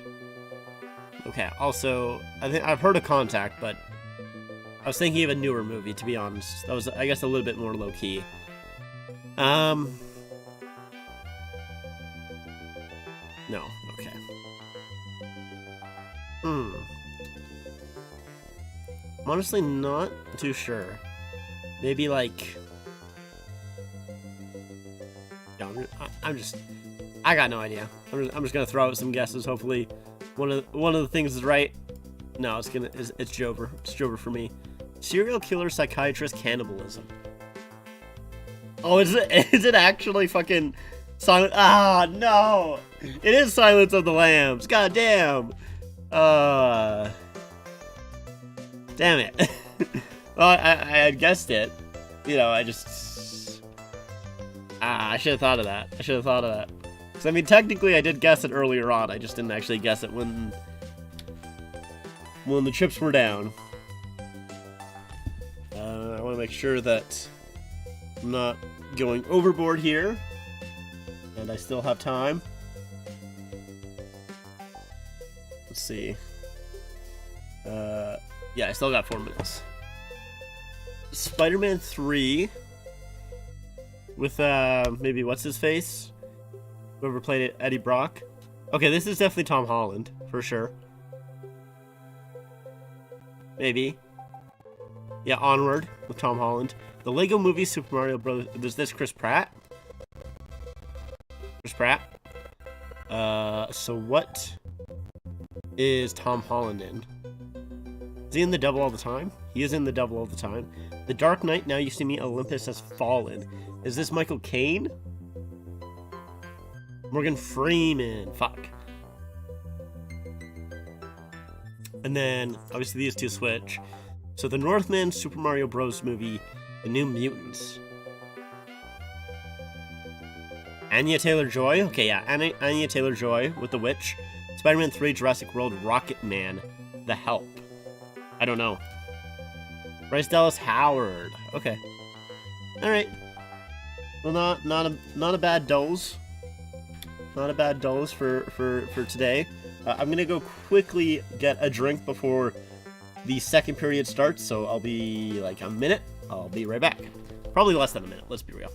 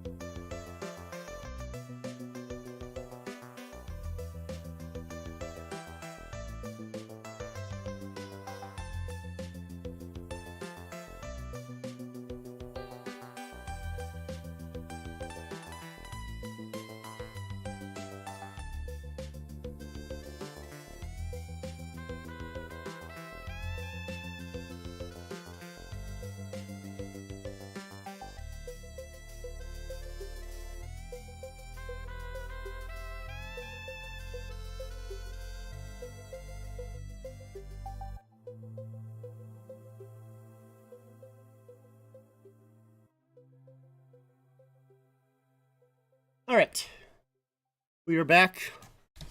Second period should be starting within the next minute or two, so we'll get ready for that. Give me 1 second. I want to blow my nose real quick.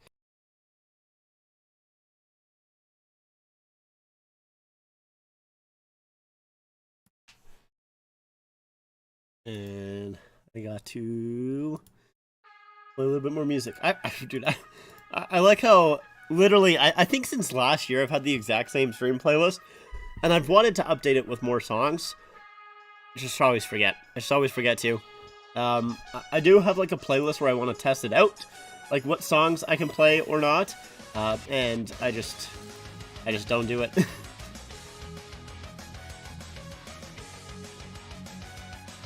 But okay, second period should be starting relatively soon here. We'll make sure that we're all up to date. All ready to go. All right.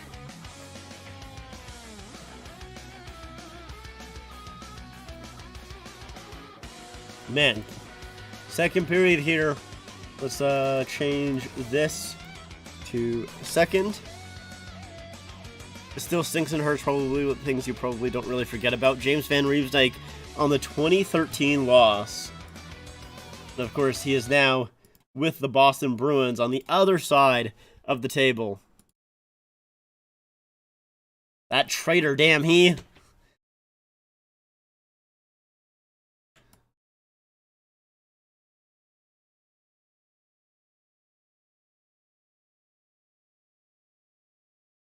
Samsonov, a really good first period here. Let's hope he can continue that.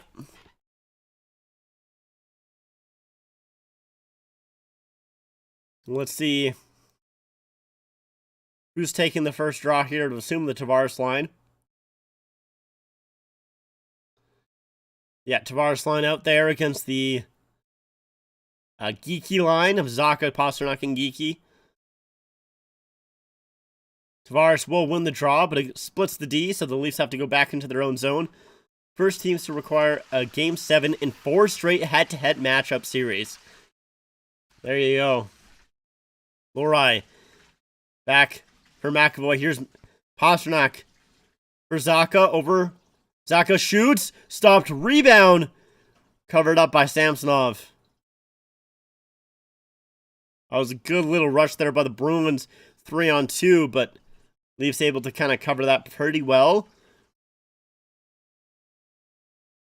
So it's a 3-on-2, and Leafs actually do a decent job. Nyes gets back as well to, I think, lift the stick of Pasternak. Yeah, Nyes does a good job getting back here. Nice job by Nyes.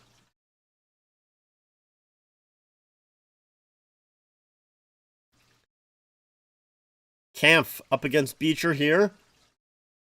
Puck won back by Beecher. Shot by Shattenkirk. Blocked at the line by Gregor. Puck comes out. Shattenkirk will dump it back in. Puck comes loose for Gregor. Off the glass and out. Witherspoon plays it back in quickly. Benoit can't chip it out against Beecher. Here's Maroon with it. Centering play. Oakfist was tied up. Now it's in the corner. McCabe gets around Boakfist, and you'll be able to carry it out. Pass up ahead for Gregor, tipped in. Shattenkirk against Kampf in the corner here. That comes to the far side, and that's Coyle with it. Coyle over to Beecher. He has some speed. Beecher with the shot. High, wide. Goes back out to center ice. Liljegren now in the neutral zone, sent up ahead, tipped in by Marner, but stopped out quickly by the Bruins. Liljegren tips it back in. Domi now will play it in. DeBrusk against Bertuzzi. Domi stops up. Bertuzzi with a quick shot. Stop there. Marner forechecking against Marchand. Tipped up ahead for DeBrusk. Jake DeBrusk. Chips it in. Liljegren hit hard by DeBrusk there, but he got it to Edmondson. Edmondson up ahead. That shouldn't be icing. I feel like they are going to call icing. I feel like Bertuzzi got a stick lifted. But they call that icing anyways.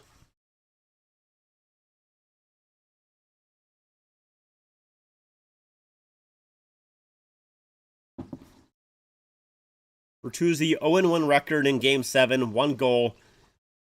That was last year's 0-1 record.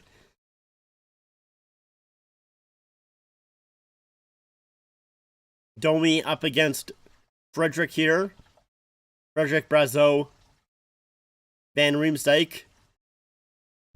Battle along the boards here with Brazeau, and Edmondson comes free for Frederick. Out in front, and Liljegren trips down Van Riemsdyk. That's going to be a penalty. The Boston Bruins will get the first penalty of the game in Game 7.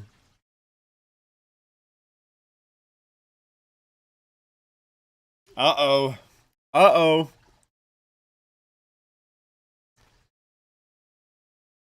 So here's Liljegren battling with James Van Riemsdyk. Man, that's not even a penalty that you need to take. Van Riemsdyk wasn't going to get there. Fuck.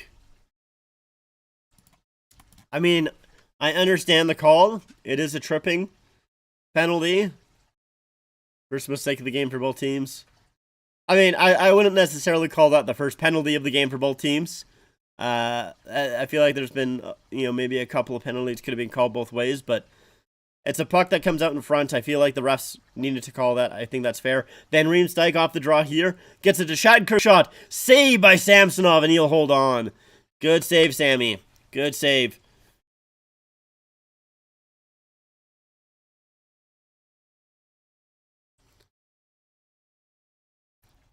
So that puck passed over from Brazeau to JVR, and a good stick there by McAvoy to tie up Brazeau in front. See if the Leafs can win this draw against Zacha. Camp out there. Camp battling for it. Puck back down behind the Leafs bench, and Edmondson will clear it. Good job by Edmondson there. I think I saw that the Bruins were 6-14 on the power play, if I'm not mistaken. That back pass missed everyone. Goes back into the Bruins zone.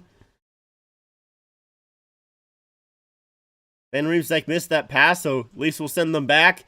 Swayman out to play the puck. Missed it! Here's Marner! Marner around the net! Shoots! Blocked in front. Oh, man. Almost a disastrous play by Swayman there. Crazy. Zacha. Now up ahead for Pastrnak. Back for Zacha. Here comes the Bruins. Played in behind the net for Brazeau. Zacha on it. Forced out by Benoit there. Played to the near side for James Van Riemsdyk. Now Brazeau up front. Oh, man. A nice little play by Brazeau there. Up above the net. Zacha. Down low again. James Van Riemsdyk to Pastrnak. Off his stick. Back for JVR. Zacha at the far side. To McAvoy. Holding to Zacha. Down low. 35 seconds left to go in the power play. Brazeau back for Zacha.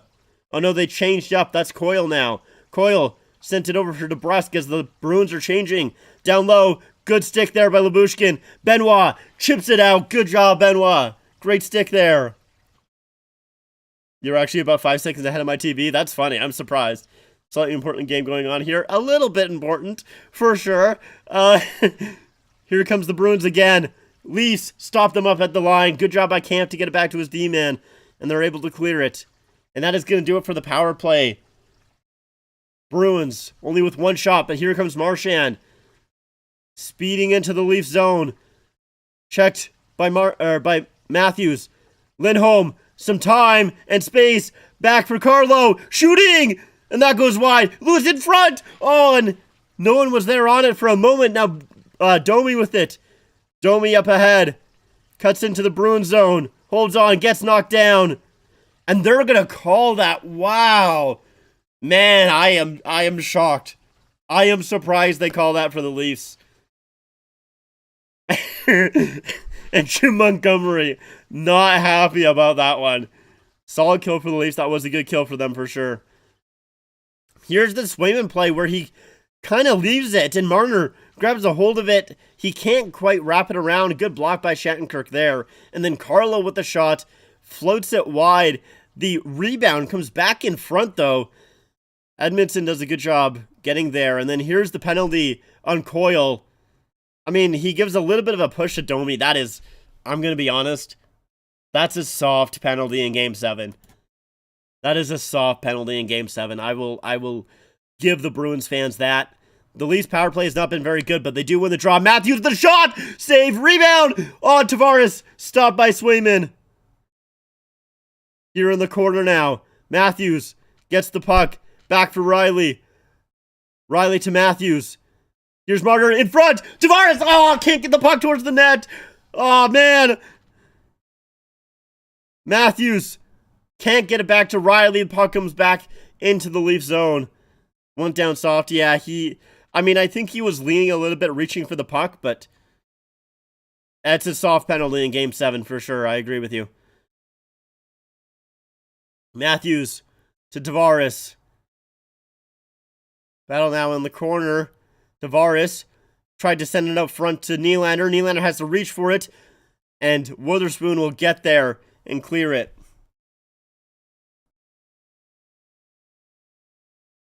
Marner over for Nylander now. Leafs are right back in. Nylander stops up. That puck goes high into the air.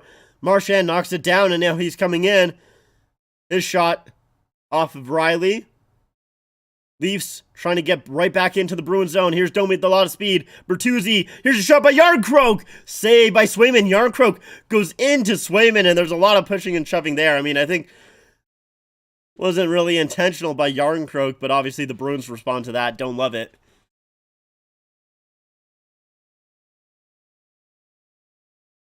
Man. Marner centering play. Good job by Carlo to get a stick down. Blocks it. And then here's the Yarncroke opportunity right down the middle. And yeah, he kind of gets pushed by Frederick there into Swayman. Once again, I understand the response there from the Bruins, but not intentional by Yarncroke there. Shots 13-13, 45 seconds left to go in the power play for the Leafs. The second unit out here now. Domi wins the draw. Here's McCabe over. Cross-ice pass. Oh, tipped wide. And Lindholm is able to clear it down all the way back into the Leaf zone. Leafs were 0 for 3 in Game 6 on the power play, as they have only scored one goal on the power play so far in this series. A huge issue for the Leafs. Let's see if they can change it here with the final 19 seconds. Across for Nyes. Nyes back. Shot by McCabe. Goes wide. McAvoy on the rebound here. Frederick in the corner. Battle for it. Comes back for Nyes. Nyes to McCabe. Bertuzzi comes in. Shoots. That goes wide. Rebound in front. Comes back to the back of the net. Yarncroke trying to bake it in front. Stopped by Swayman. Penalty is over. Leafs had 5 shots on the power play, but nothing goes in. McCabe waits. Gives it to Riley. Bertuzzi with a shot blocked in front. Riley again towards the front of the net. Stopped by Swayman. Frederick around the boards and out, and that is going to be an icing call against the Bruins. Huge icing. The Leafs had their second unit out there, so now the Leafs can get their big boys out. Not a bad-looking power play despite not scoring, for sure. The problem is oh man, Bertuzzi almost got his leg on it. Might have been a kicking motion. You could have maybe argued that if he did get a leg on it, but... And then Bertuzzi with a shot blocked by McAvoy. Riley with the rebound stopped by Swayman. And that is the Frederick clear. That's going to be the icing call. Matthews out there with Marner and Nylander right now. As Beecher, Coyle... The Bruins players have been out there for about a minute or so, so not super tired. But Matthews battle off the draw. Coyle will win it. McAvoy off the boards. Knocked down there by Riley. Good job. Bruins on it again, though. Puck kept in by Liljegren. Bruins still trying to battle for it. They do get it out, but the Leafs are right back in. Witherspoon around the net. Is clear. Stopped by Liljegren at the neutral zone. Bruins get one player changed, but the Leafs are right back in here. Witherspoon battling for it. Puck comes free. Matthews tips it back to the point. Over for Riley. Liljegren down low for Nylander. Nylander gets around Frederick, but the puck comes loose for Witherspoon. Puck played out. Is that going to be enough for icing? No, it's not. Leafs trying to get right back again, but it's not going to be enough. That Bruins PK unit is going to change. Lead pass for Gregor. And that is going to be an icing. Gregor arguing it.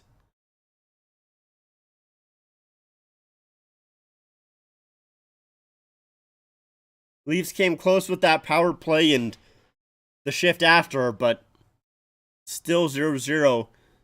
Now it's a defensive zone draw here for the Leafs. Oh. That was tipped by Carlo there. That was tipped by Carlo. Let's see if the refs catch that or not. It looks like the refs did catch that. Okay. So the refs did end up catching that tip by Carlo there, which will send us to a commercial break. 12:04 left to go in the second period. Both teams have a power play. The Leafs had 5 shots on theirs.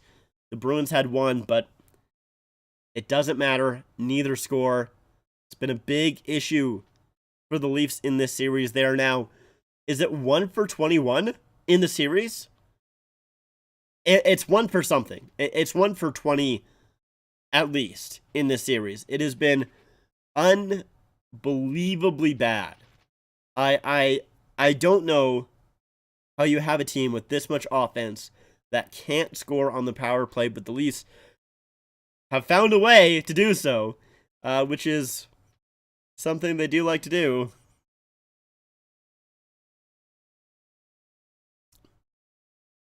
It's shocking, I will say. It is shocking how bad the Leafs power play has been, but oh man, sometimes that's just how it be.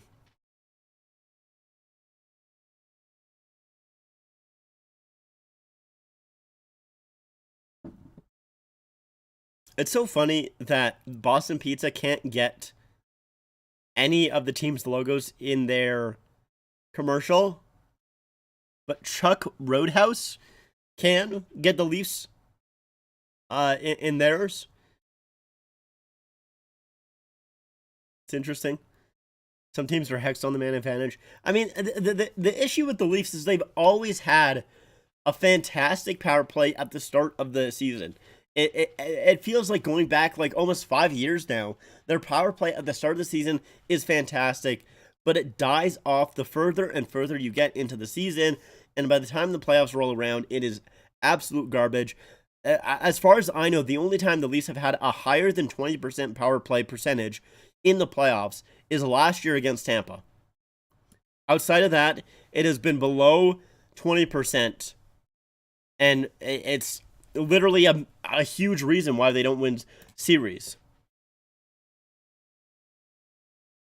Edmondson drop pass there. Kampf has to scour for it. Gregor on it now. Will play it around. I don't know why this fourth line is out here, but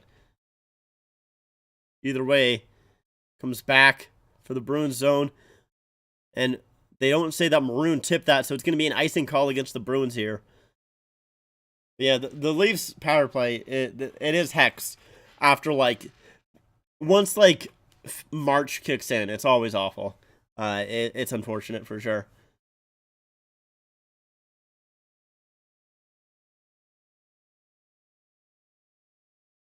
Matthews line out here now against Boqvist, Maroon, and Pasternak. Shot there off Yarncroke, goes wide. Lyubushkin punches it in. Played up for Maroon, and Maroon will get it out to Pasternak, who will flip it down. Boqvist after it. They're not going to say that's icing. They'll say Boqvist beats that. Now it's fed up ahead for Matthews. Matthews into the zone. Plays it in. Shoulder to shoulder, McAvoy and Holmberg. Matthews gets hit hard. Battle for it in the corner. Holmberg. Matthews on it. Wraps it around. McCabe will play it back for Yarncroke. Yarncroke will just dump it in. Matthews can't quite handle that puck, but lifts the stick of Lohrei, and now comes away with it. Plays it back to the point. Benoit. Here's Tavares, knocked off the puck by Frederick, sorry. Frederick now in the corner. Up ahead for James Van Riemsdyk. Held in by Holmberg. Now the puck finally comes out. Sorry, I had to burp during that entire pressure there, but I don't want to get it out because it was close. McAvoy wraps it around, knocked right back in. Lohrei in the near corner here. Up ahead, Bruins will get it in. Leafs need to be careful here. Pastrnak brings it into the zone. Oh, that should be... I almost feel like that was too many men on the Bruins. But Pastrnak... Oh, the play is called. Is it going to be too many men? No, it's the Leafs getting the penalty. The Bruins are going to get a second power play here. It's going to be a hooking call, it sounds like. I almost feel like that should have been too many men on the Bruins, but puck comes loose to Pasta.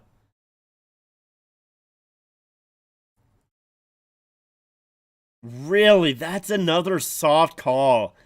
That is another really soft call, I feel like. Wow. Man.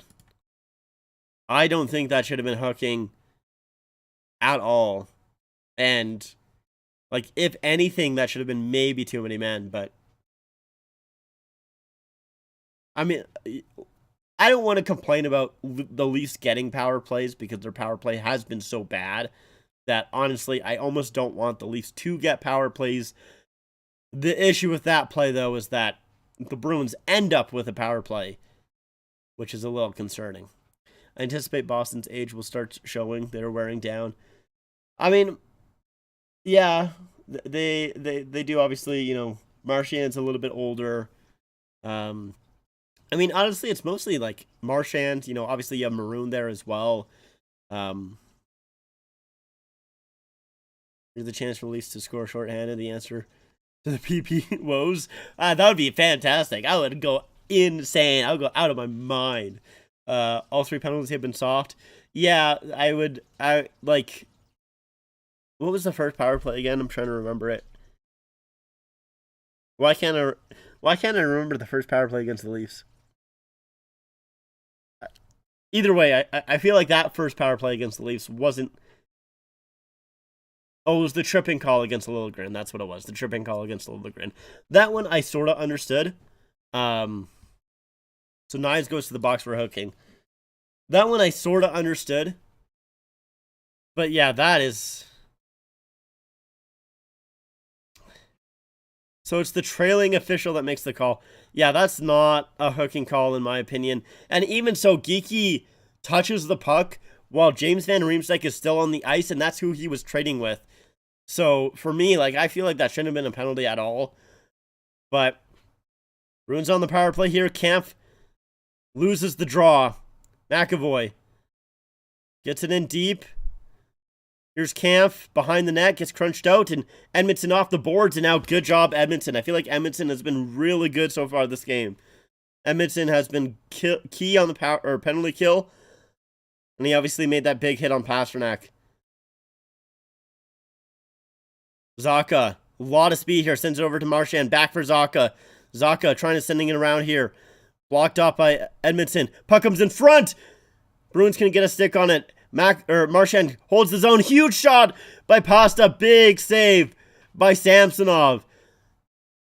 Samsonov, nice job coming over square to Pastrnak.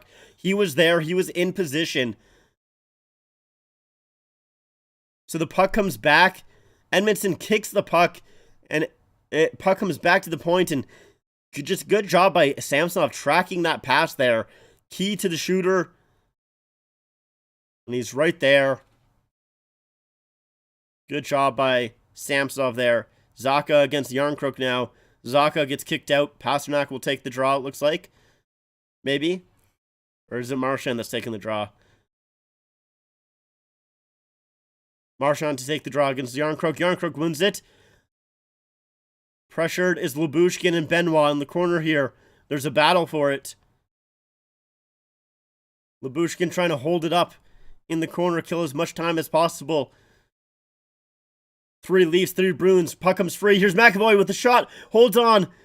Oh, good job by Yarncrook. Just blocked the pass. I thought McAvoy was going to shoot it. He faked it. Then tried to pass it over. I think it was to Pastrnak. And Yarncrook, a great stick there to cut off the pass. Send the Bruins back in their own zone. McAvoy drop pass to Coyle. Now, Pasta. Puck comes free. Here's Dewar. A little bit of speed. Breakaway Connor Dewar. Comes in. Oh, saved by Swayman. Oh, man. That would have been fucking awesome. Dewar will now play the puck all the way back down into the Bruins zone. I spat all over my monitor with that one. You almost called that, Mike. That would have been insane. So the puck comes back for McAvoy, fakes the shot, and a huge interception by Yarncroke. And then Connor Dewar afterwards, breakaway, a little bit of a stick lift, and Swayman, a little bit of a kind of stick check almost. Dude, I literally spit all over my monitor. I spit all over my monitor. Oh, that was funny. I was pumped for that. Man. Dude, that would have been such a huge goal. So, draw back down into the Leafs zone here. Off the draw, Leafs win it. McCabe for Marner. And Marner, a lot of time, he'll send it down. 25 seconds left to go here in the Bruins power play. Damn it, wish he scored on that. Dude, me too. I would have fucking lost my mind. I would have lost my mind. Brazo brings it in. Centering play. Stopped up. Coyle back to the point. Shattenkirk over for Brazo. Down low. James Van Riemsdyk. Now back to the point. Sent over. Here's Coyle with it. Penalties over. Coyle comes in. Nice move. And stick checked. Kampf up ahead. Here comes Nyes. Nyes, a little bit of a break. Tripped up. How is that not a penalty? How is that not a tripping call? If you're calling the hooking, if you're calling the tripping, if you're calling the cross-check, how is that not a penalty? Unbelievable.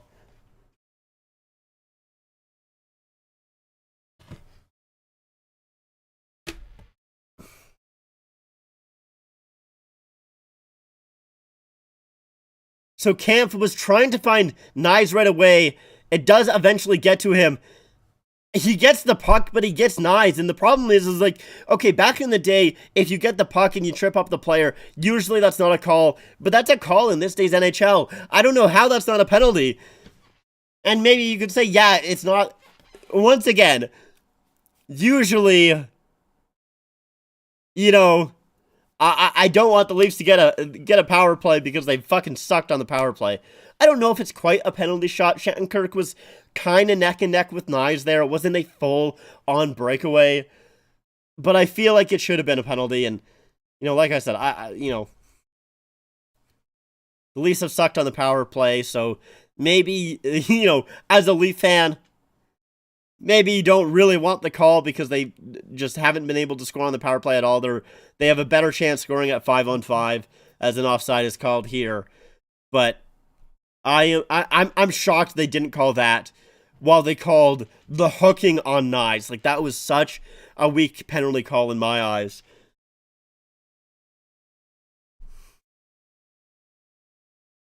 Hometown non-call, are they kidding me?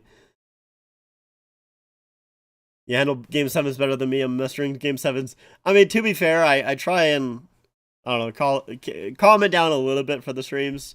I don't want to go too crazy. But I'm also a little bit of a calmer person than I think most people are.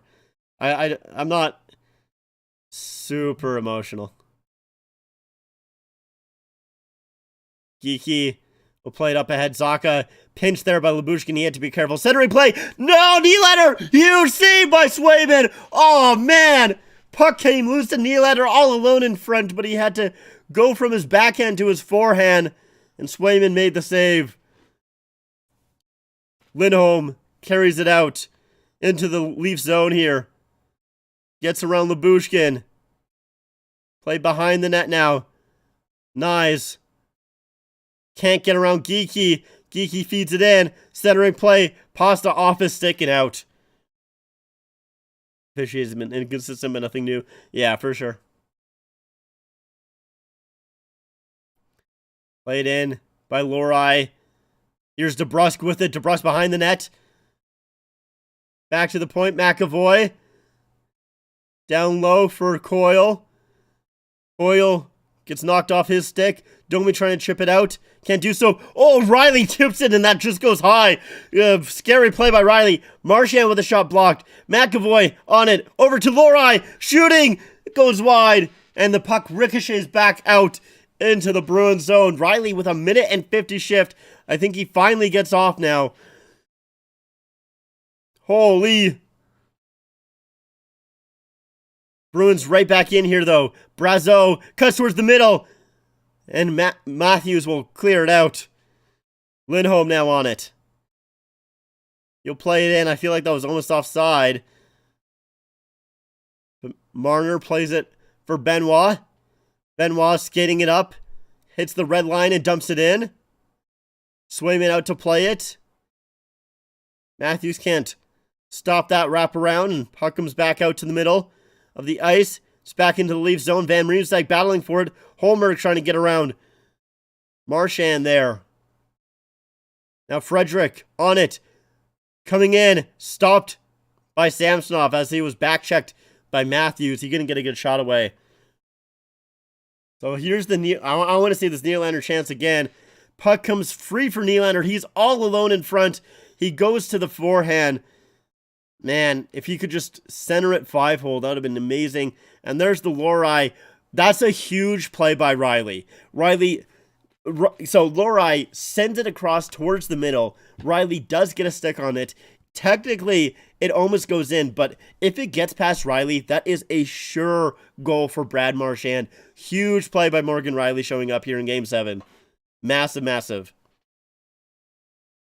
But yeah, I will say with Game 7s and stuff like that, I feel like I am like emotionally a lot more calm than a lot of other people. I've had people tell me that like even last year when I uploaded some of my live reactions to the goals with like the Lightning series and stuff like that last year, the people were like, "Man, you're way calmer than I am," and I think that's just. It's honestly, I guess, just my personality. Like, I am just, I guess, maybe a lot calmer of a person of other people. Because, like, when I was commentating those Lightning games, that was me being intense. And right now, this is me being intense. Like, that's just kind of the person I am, I guess. I guess most of the time, I'm a lot more calm than other people. Swayman has been a brick wall, cleaning up the Bruins' mistakes. Definitely, Swayman, I mean, all series long, Swayman has been phenomenal. I legitimately cannot think of a goal that Swayman has been bad on. At least we're getting good looks. One bounce is certified way home. I hope so. I hope so. I would have no problem with you with emotional reaction in the event of the Leafs break the scoreless tie. I mean, like, you know, like I said, I do get emotional, but I just don't think my highs are as high as some other people. I think, you know, some people go like insanely crazy, and I don't know. I just like, I'm not at the level of Steve Dangle. I don't go that high. Like, that's just my highs don't quite get there. I just am not that emotional as a person. Go Leafs, go. It looks like you have a Montreal Canadiens profile pic, so I'm surprised you're saying that, but hell yeah, brother. Oh, here's Gregor on a break, centering play!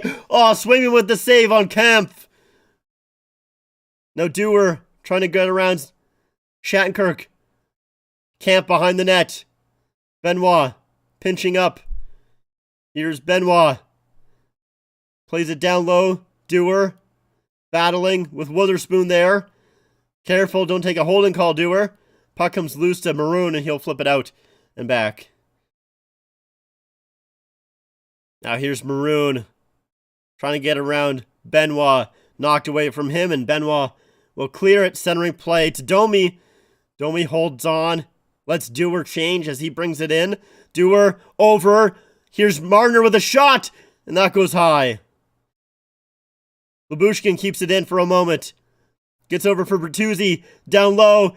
Here's Domi. Centering play. Knocked to the side of Coyle. Coyle loses his stick. Domi gets the puck back to the point. Here's Marner to Riley. Marner with the shot. Blockered away. Bertuzzi on it. Bertuzzi back to the point for Marner. Marner centering play. Tipped wide. Lyubushkin on it. He's pinching in. Bertuzzi behind the net with Lyubushkin. Lyubushkin grabs a hold of it. Back to the point for Riley. Over for Marner. Marner coming in. Holds on for Domi. Domi back for Riley. Riley holding on. Liljegren now on for Lyubushkin. Marner down for Riley. Riley coming in. Shot blocked. Rebound. Can't get that shot away. Riley back on it though. Puck comes free. Zacha up ahead. Oh, Liljegren stops that breakaway pass, but the Bruins, a lot of speed here. Here comes DeBrusk. DeBrusk peels back. Over. Here's a shot by Lohrei. Off the glove of Samsonov. Lohrei with another shot. Stopped by Sammy. Puck comes to the boards. Knies will tip it out. Puck comes back into the Bruins zone. Woo. 2:50 left to go here in the second period. Pastrnak over for Geeky. Back for McAvoy now. McAvoy with a shot. Deflected up and out of play by Nylander. Oh, boy. I am sweating. Oh, man. So it's DeBrusk with a little bit of a rush here.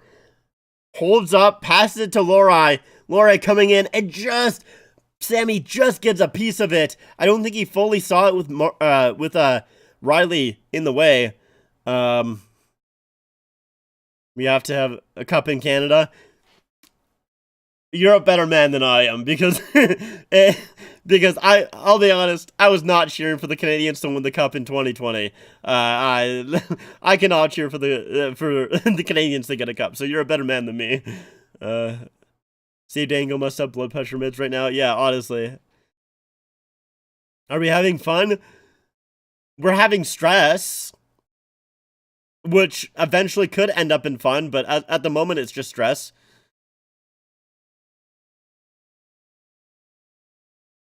Chipped up ahead. Here comes Marchand with a shot. That goes wide. Man. Now it's played up ahead. Lohrei back in his own zone.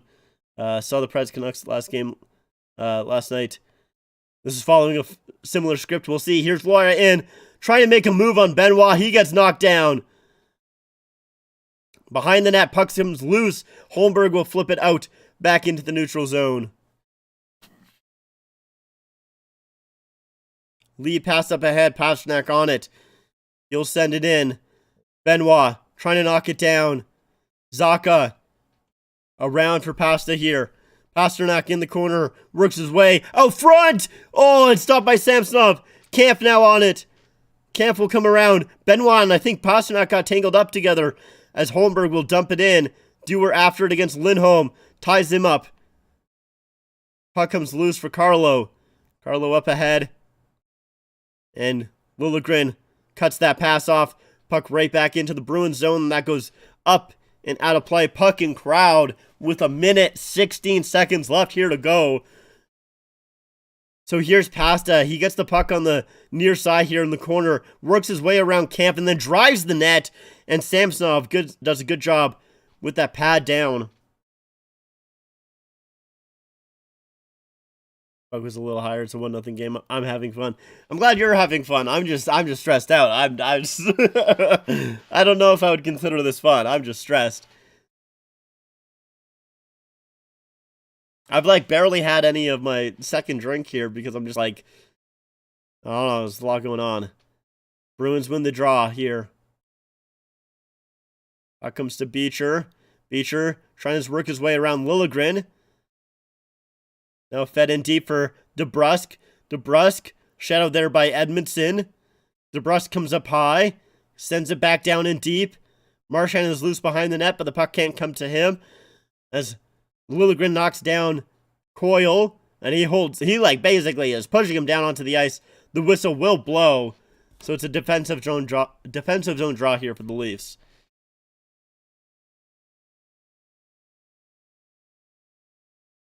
.1 seconds to go. Defensive zone draw here for the Leafs. Shots 21-17. I don't like this. I don't like this. Zacha, Pastrnak, Marchand out there with Lindholm and McAvoy on the back end. Tavares line out there with Lyubushkin, Riley. Zacha will get waived. So Marchand will... No. Pastrnak is going to take the draw here against Tavares.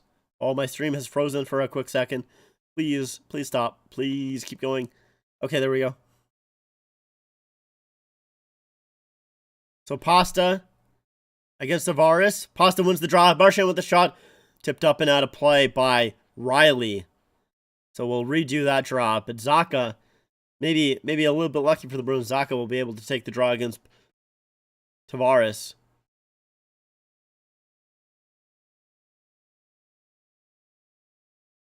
Puck towards the boards. Riley will play it up off the boards and out. Lindholm on it for McAvoy. 30 seconds left to go as McAvoy with some speed up ahead for Zacha. Zacha brings it into the zone. Stops up on Nylander. Sends it down low. Riley on it first. He has a lot of time. We'll send it to Nylander off the boards and out. It's going to be an icing call against the Leafs, though. 22 seconds left to go. The Bruins with another offensive zone draw. I feel like Riley had a lot more time to settle that down and not send it to Nylander. Nylander had a couple of guys on him. I feel like Riley maybe could have even just flipped that out on the zone. Put a little bit less on it so it didn't go enough for icing as Nylander was pressured.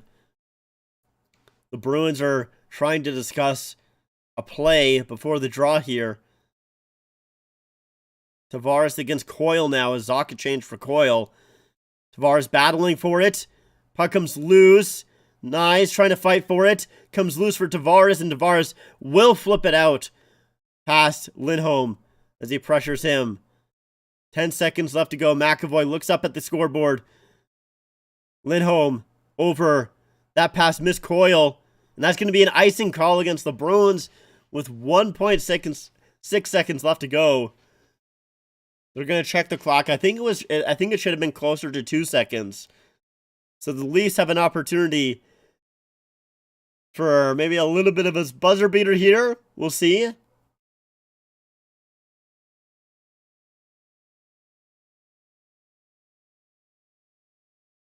Samsonov will stay in the net. Nylander to take the draw. Matthews, top of the circle. See if he can win it to him. Marner out there as well. Nylander to Matthews. His shot gets blocked. Rebound. Oh, man. Swayman makes the save. That'll end the period. Man. And that is going to do it for 2 periods. Score 0-0. Heading into the 3rd period of Game 7. Leafs and Bruins in TD Garden. I feel like I'm going to go into an early grave. If I have a heart attack... Sorry, I might have... hold on. If I go into a heart attack, just know it's very possible. It's quite likely I will. It was inevitable, sadly. I mean, this one had to be a close game. There's no way that it's not being a close game. It was destined. It is like Thanos. It is inevitable.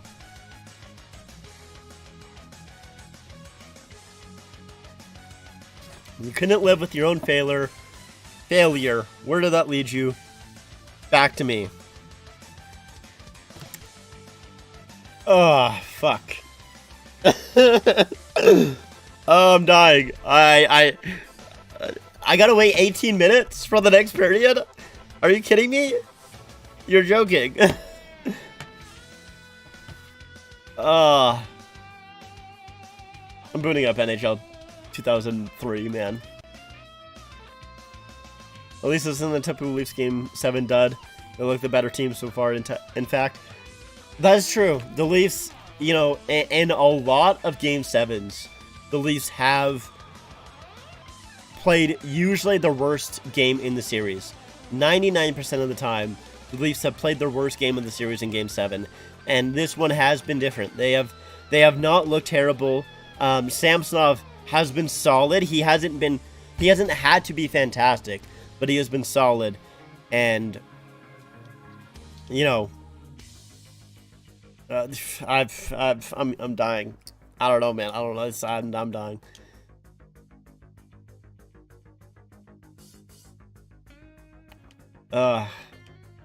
We're gonna play.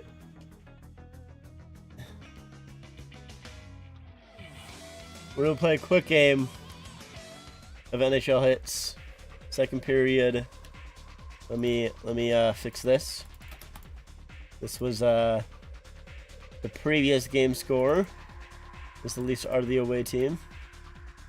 We'll just play a quick game. Leafs against the Thrashers. Why not? I know you don't want to hear this, but this game is going to overtime. I want this game to go to OT. I would. Do you guys want me to die? Is that something you're looking forward to?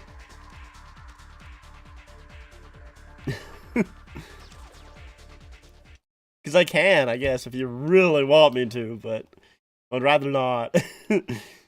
More or less. Oh, that's fair. Alright, you know what? I get that.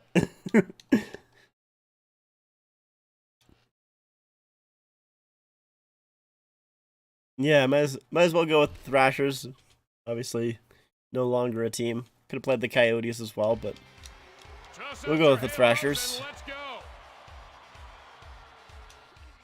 Sundin gets the draw. Stripped puck by Heatley. Kovalchuk gains possession. The puck by Mogilny. Thrown to McEachern. Oh man, Belfour was like fantastic. I just remembered that I never actually finished my last game. In the last stream, it just ended 1-1 against the Canucks. Uh-oh, that's bad. Oh god. Okay, we're fine. I don't think we're gonna have a scoreless third. I think we're gonna win it. Better be the team in white. That would be nice. I would love if we didn't go to OT. Because I will die if we go to OT. But if we aren't going to OT, it better be the team in white with the goal. Just like in this one. Can you play the Coyotes and Phoenix if the game goes to overtime? Sure, I can do that. So I'll be honest, I don't know what else to do in the intermissions. Oh, man. Kovalchuk throws it to McEachern.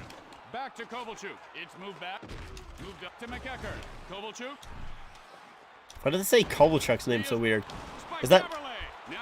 I never remember hearing Kovalchuk. I never remember hearing Kovalchuk's name pronounced like that. I always pronounce it as Kovalchuk, but I don't know. Maybe I'm just like misremembering. I need my Bruins for the bracket, but I want Toronto because I want the Bruins to blow 2 consecutive 3-1 series leads in a row. Yeah, well, I mean, my bracket is also... I knocked the goalie down somehow. The goalie was on his butt for that one. The goalie was on his butt for that one. Yeah, I'm also technically, you know, if I really want my bracket to go perfectly, I would be hoping for the Bruins to win, but I do not care about my bracket at all. I'm all in, bro. Better keep your head up tonight. Now McEachern. Kovalchuk. Back to Heatley. Did anyone catch the number of that train? Oh man, can get the pass across. A great shot behind the net, man. Solid. Oh, that's a terrible play. Mugged by Heatley. Cycle to Heatley. Sun caught him looking the other way. Ding dong. Puck by Sundin. Turnaround shot. Stopped. Is it hot in here or is someone ready to go on fire? Man, I don't like those turnaround shots, boys. Physical hockey. Dude, he fucking he was down, but he still blocked me out. Wow, it's a pinball game out there. Sundin. It's played ahead. Now Sundin. Here's the one-timer. I got a penalty for hitting the goalie. No problem with that. Let's see if they can capitalize on this opportunity. Man, right off the draw. We're done with this period. Almost got a goal right off the draw. I want to see. I want to make sure that I have the NHL app up, so I'm not missing the start of the period at all. McGill wins the draw. Let's kill off this penalty here. Oh, man, almost short-handed. That would have been huge. Cross ice to That would have been Kovalchuk. huge. It's played back. It's played up. Yeah, just literally hit everyone so he has no one to pass to. Aw, come on. Grabs the loose puck. I totally didn't do that the play before. Uh-oh. There's the shot. McGillney, stop. Heatley. The threat. They're about to lose the power play. Oh, man, I couldn't get that puck up ahead for Caberlet. Ah, I couldn't get the shot away. The cross pass to Heatley. Hit me, baby, one more time. Let's it loose. A stop. Uh-oh. I got 2 players behind the net. That's not good. He plays it back. Sends it over. Crash, bam, boom. Now Caberlet. Back to McGillney. Block shot. Kovalchuk takes charge and brings the puck up ice. Sundin. Uh-oh. Kovalchuk. Stop. I love when the puck does that, bro. It just fucking blasts into the stratosphere. Huge hits by Sundin, but I still couldn't get the puck. And I somehow fucking let him just walk in, bro. Come on. Like, what happens to the puck there? Why does it go so high? Picks up the puck. He plays it up. High above me, so lovely. That'll knock off a few years. Cut off by Mogilny. Sundin was in the right place at the Oh right man, time for that rebound. couldn't get a shot away. Fires off a rebound. By Belfour. The boards give a little. Is there a reverse retro or limited time Adidas jersey that you regret not getting? McEachern. I think the one that I maybe regret not getting the most By Kovalchuk. is either the Dallas Stars Winter Classic or the Minnesota Wild Reverse Winter Classic. Did I say Reverse Classic? I think I did. So either the Dallas Stars 2020 Reverse Classic or the Minnesota Wild, what was it, 2022 Reverse Classic? One of those two. I would really love one of those. I think the Dallas Stars one is legitimately nice, but I think the Minnesota Wild one is kind of has that meme-worthy aspect to it. I'm honestly surprised how rare the Minnesota Wild one is, because I really did not think that one actually looked all too nice, and I thought it was going to go on sale pretty easily. It was going to be pretty readily available, and I was kind of wrong on that. So that's probably the one that I regret not getting the most, is maybe that one, just because I really thought that one would be easy to get. Outside of that, though, like, honestly, most of the reverse retros that I've wanted, I've gotten. Like the only one that I'm really actively searching for right now, out of the Adidas jerseys, are probably the Dallas Stars blackout jersey. And I just haven't really got that one yet. Like, I've had chances to get it, but it just hasn't, like, I don't want to spend an insane amount on it. So, like, there's that one for sure. I do want the Centennial jerseys for the Bruins, like literally all of them. I want the third jersey, I want the home, and I want the away.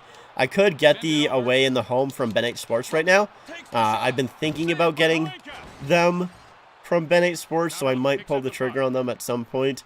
We'll see.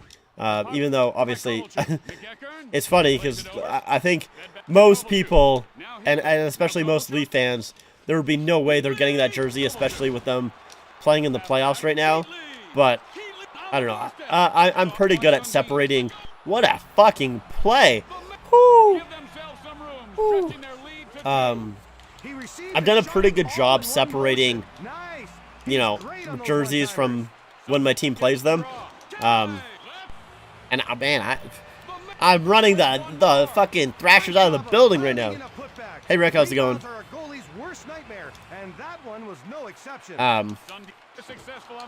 But yeah, I don't know. We'll see. Because, like, honestly, like, I really, oh man, I just completely missed the puck there.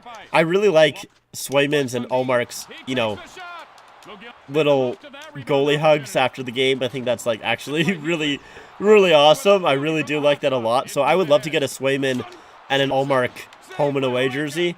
One home, one being away. But I don't know. We'll see about that. We'll see if I eventually do that or not. One timer. Heatley picks up the puck. Yeah, hi Rick. Hannah's all right now. A solid check there. Hope you have a better later half of your evening. But this is so cool. Mine is the 2018 Rangers Winter Classic. That's another one that I would like for sure.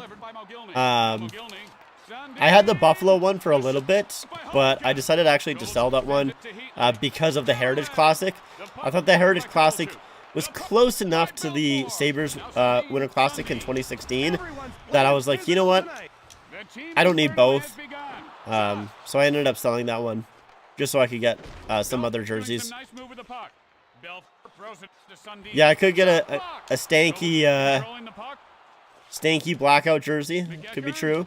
Could get one. Takes him right out of the play. Let go. Solid stop. Long made to McEachern. Now Sundin. Mogilny. Stopped by Hoenka. I want to see. Hold on. Okay, I still got a few minutes left. I'm not missing the game. I just want to make sure that I'm not missing the game. That's all. He feeds up to Heatley. He feeds it back. Thrown up by Kovalchuk.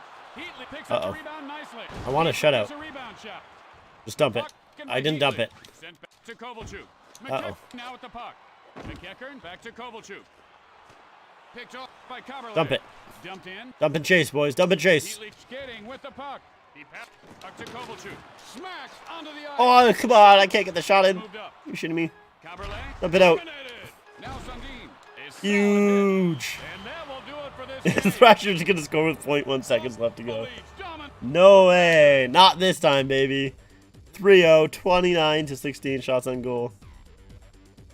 They didn't even get any one-timers. That's tough. 70 to 19 for the hits. That's funny. All right. That'll do it for NHL hits. As the game's starting in about 3 minutes here, so we'll get ready for that. Oh, wait. Oh, fuck. Hold on. As of 2001-2002, the record for the fastest 3 goals by a team, 53 seconds. Fucking, I don't know what I just hit. I hit A. It was X. Flames versus San Jose. So I hit the Penguins versus Vancouver.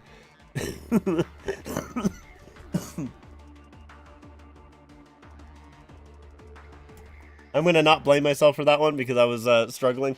I forgot that they did a little bit of a trivia after the game. That's actually, I really like that feature a lot. That's a really cool feature. They should have continued that for sure.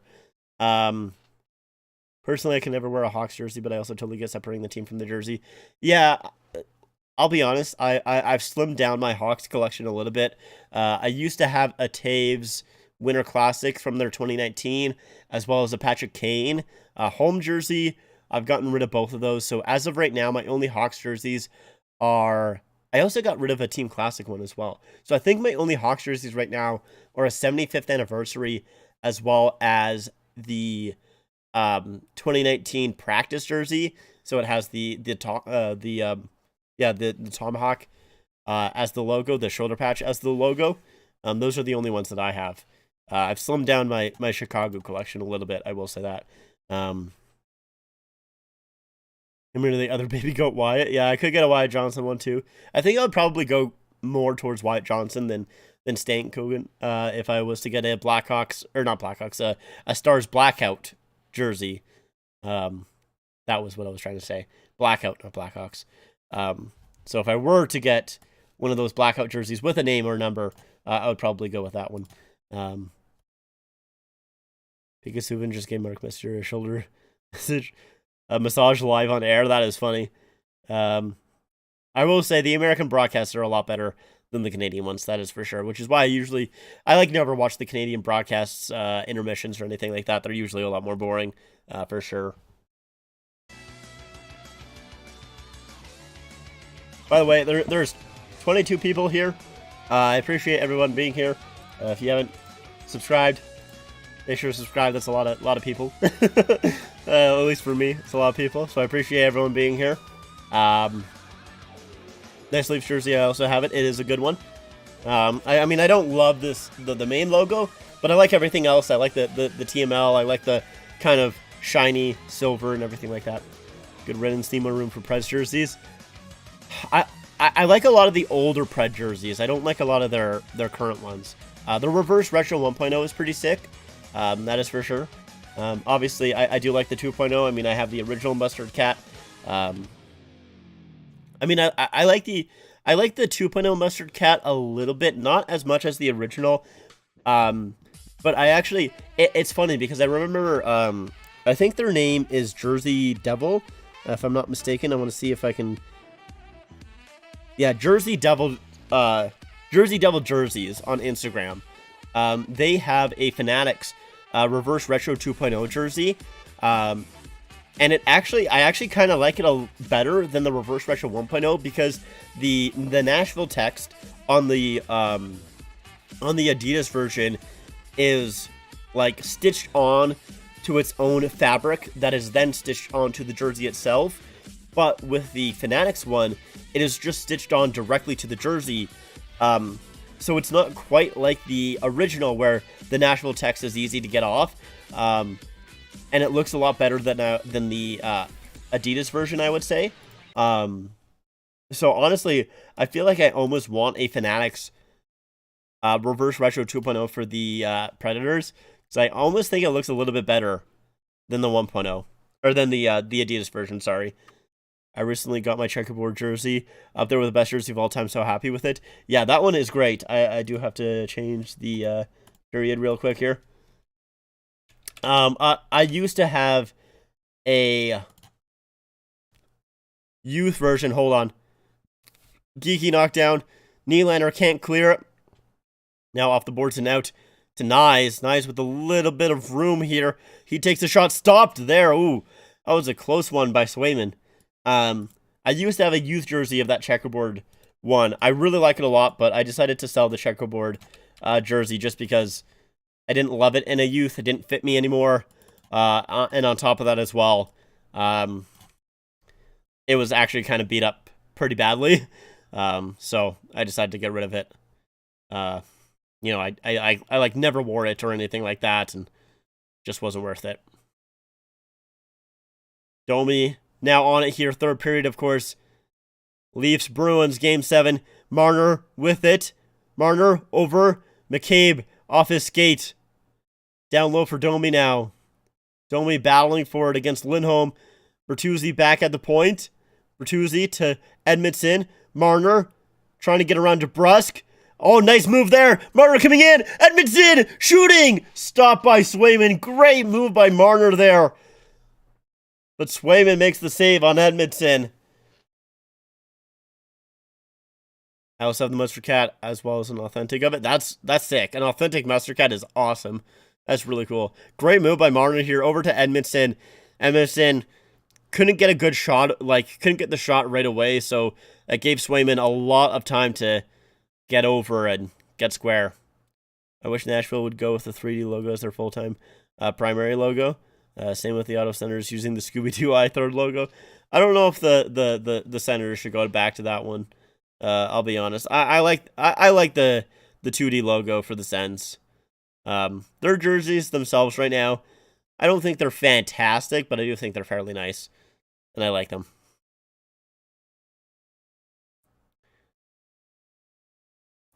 McAvoy pressured there. Puck comes back down into the Leaf zone here. Liljegren to Edmondson. I feel like the third period is really hitting me now. I can feel it in my heartbeat. Like, I don't know. I think it was because I was talking jerseys there for a little bit. I wasn't as nervous, but now that I've kind of slowed down on that, I'm like, oh wait, shit, this is the third period of Game 7. Oh, fuck. Oh, man. Puck up ahead. Dewar tips it around. Forechecking here. Riley holds the zone. Oh, and Gregor trying to tip that through his legs. Can't get it towards the goal. And that puck, no icing against the Bruins. They say it was tipped.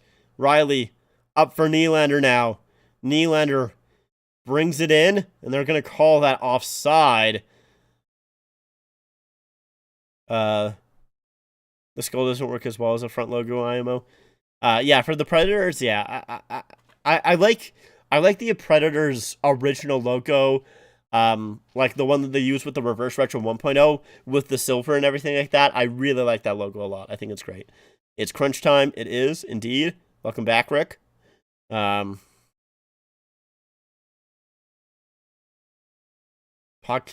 comes back down onto Samsonov. He plays it. It's a little bit scary, honestly, but team scoring the first goal in Game 7 has a 147-47 record all time. Play it out front, Pastrnak. Can't get that on goal. 147-47 record for the team that scores first. Tavares plays the puck out. Is that going to be an icing call? Yeah, they will call that icing with 16:53. Tavares line out there. Geeky up ahead for Pastrnak. Good stick by Benoit there, and Samsonov also gets a stick on it to tip it wide. Good play by both of them. Shots 23-18 in favor of the Leafs. Coyle to take the draw against Tavares here. Tavares, good job winning the draw as he tied up Coyle. And McKay will clear it, but it's going to be too much for icing again. Another icing call against the Leafs. You got to let up on that one. McCabe had time. He had space. And he flips it. Just gets a little bit too much on it.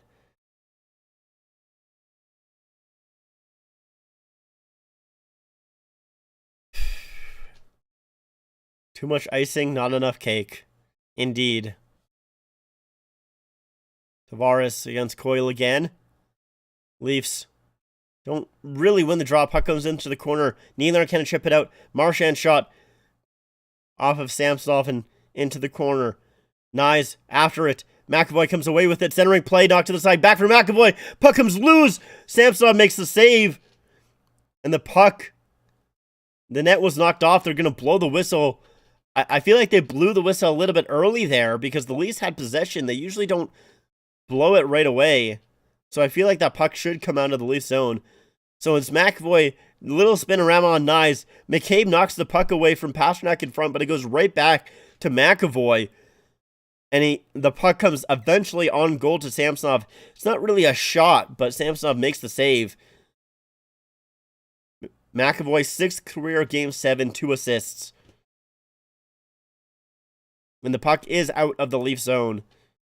As Matthews, Bertuzzi, and Marner are out there right now. So once again, they've loaded up this line here. They've done that a couple of times so far in this game. Marchand will win the draw against Matthews, though. Carlo back over to Jesus Christ. To Lindholm, sorry. Puck comes loose in front for Coyle. He's knocked down. No call on the play. Bertuzzi. Far corner there for Matthews. Matthews sends it towards the front of the net. Stopped by Swayman. He holds on. Samsonov has a .316 percentage.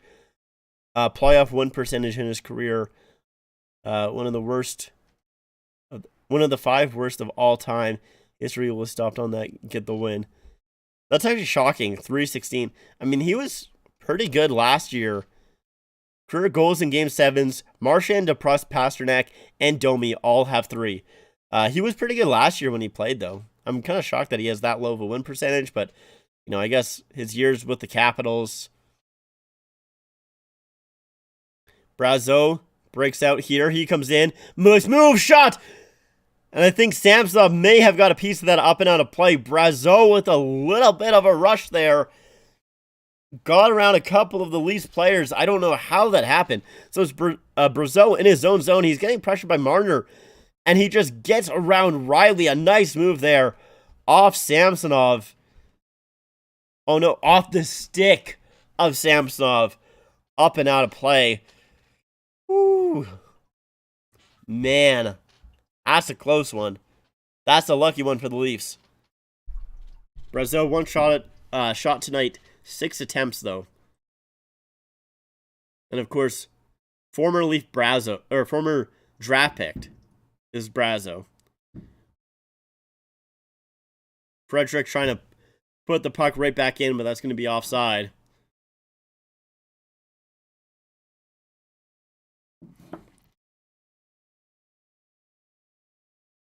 .46 left to go here in the third.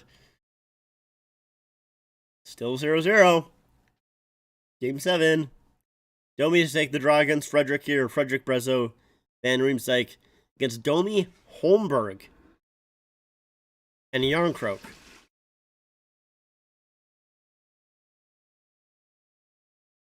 And Domi will win the draw back for Riley. Riley off the boards up ahead for Domi. Will chip it back down into the Bruins zone, knocked down by Shattenkirk. Bruins right back in. Van Riemsdyk pressured there. Lyubushkin in behind his own net. He'll wrap it around. At the line here, the Leafs battling for it. They will get it out. Witherspoon for Shattenkirk. Shattenkirk hits the red line, dumps it in.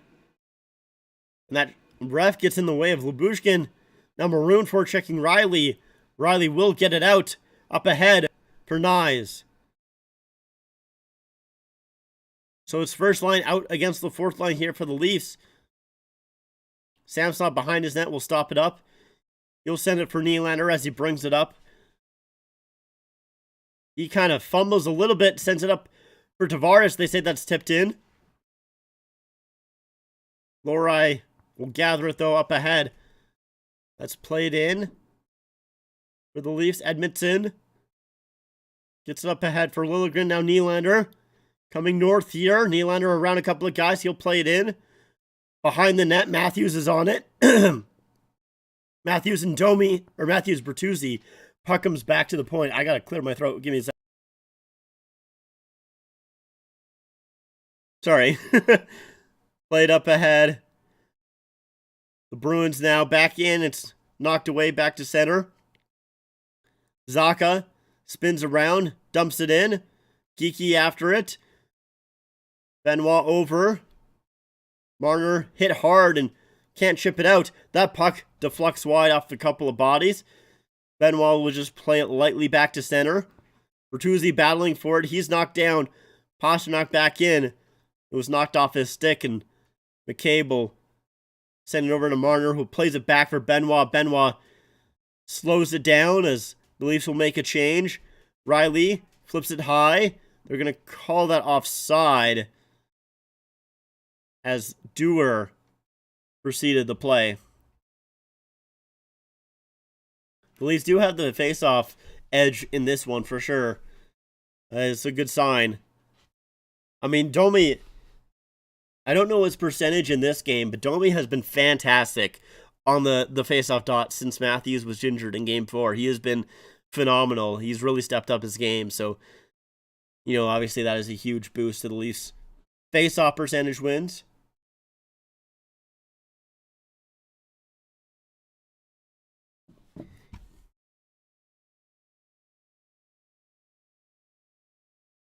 Oh, fuck me, man.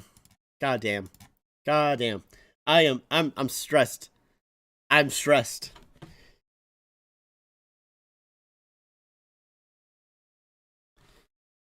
How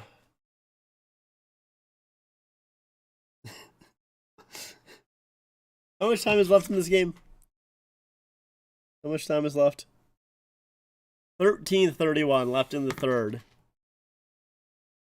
Tie game, 0-0. Oh, boy. Oh, boy.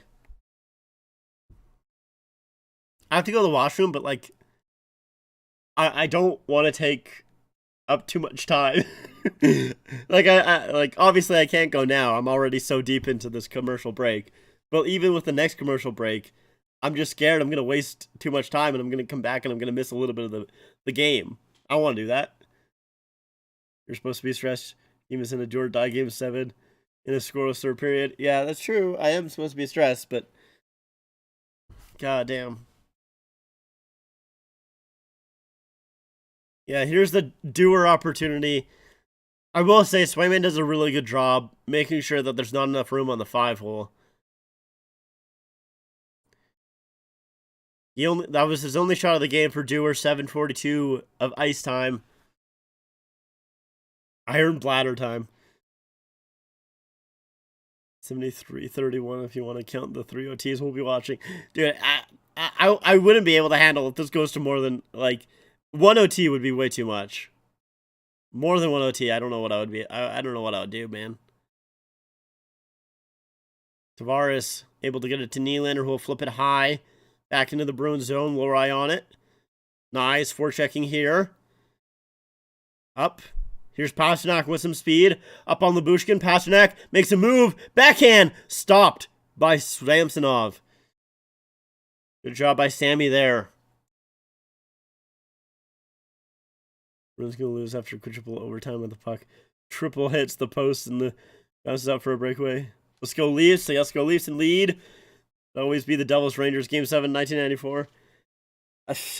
Look, man. Man, that's a nice move by Pasta. Samsonov sticks with it, though.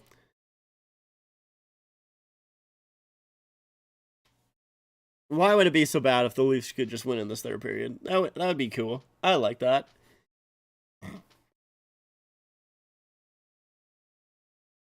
Can't fly out here to take the defensive zone draw. Camp will win it. Liljegren off the boards and out. But Bruins right back in. Edmonton stops up Frederick, so gives Camp some time. Oh, up front, Frederick! Oh, couldn't get a shot away. Here's Shattenkirk with it. Centering play. Tipped wide by Brazo. JVR down low. Liljegren. Camp can't get it past Frederick. Van Riemsdyk gets around Liljegren. Van Riemsdyk to the front. Stopped rebound. Swatted away by Dewar. And he'll flip it out and out of play. Wasn't there a COVID bubble that went to 6 OTs or something? Yeah, wasn't it? Was it game 1 of the Lightning Columbus? And I think it went to 6 OT, something like that. Here's Marchand coming in. They're going to call that offside. Wow, that was... Marchand had a lot of speed there, getting around a couple of Leafs players. So here's Van Riemsdyk getting around Liljegren there, and then towards the front of the net, stopped, and a good job by Dewar, closing towards the front. That puck was coming towards Frederick, and he was there. Regulation wins are nice, they are. But yeah, I do remember watching a lot of that COVID bubble 6 OT or whatever it was. They're going to call that a hand pass for Domi.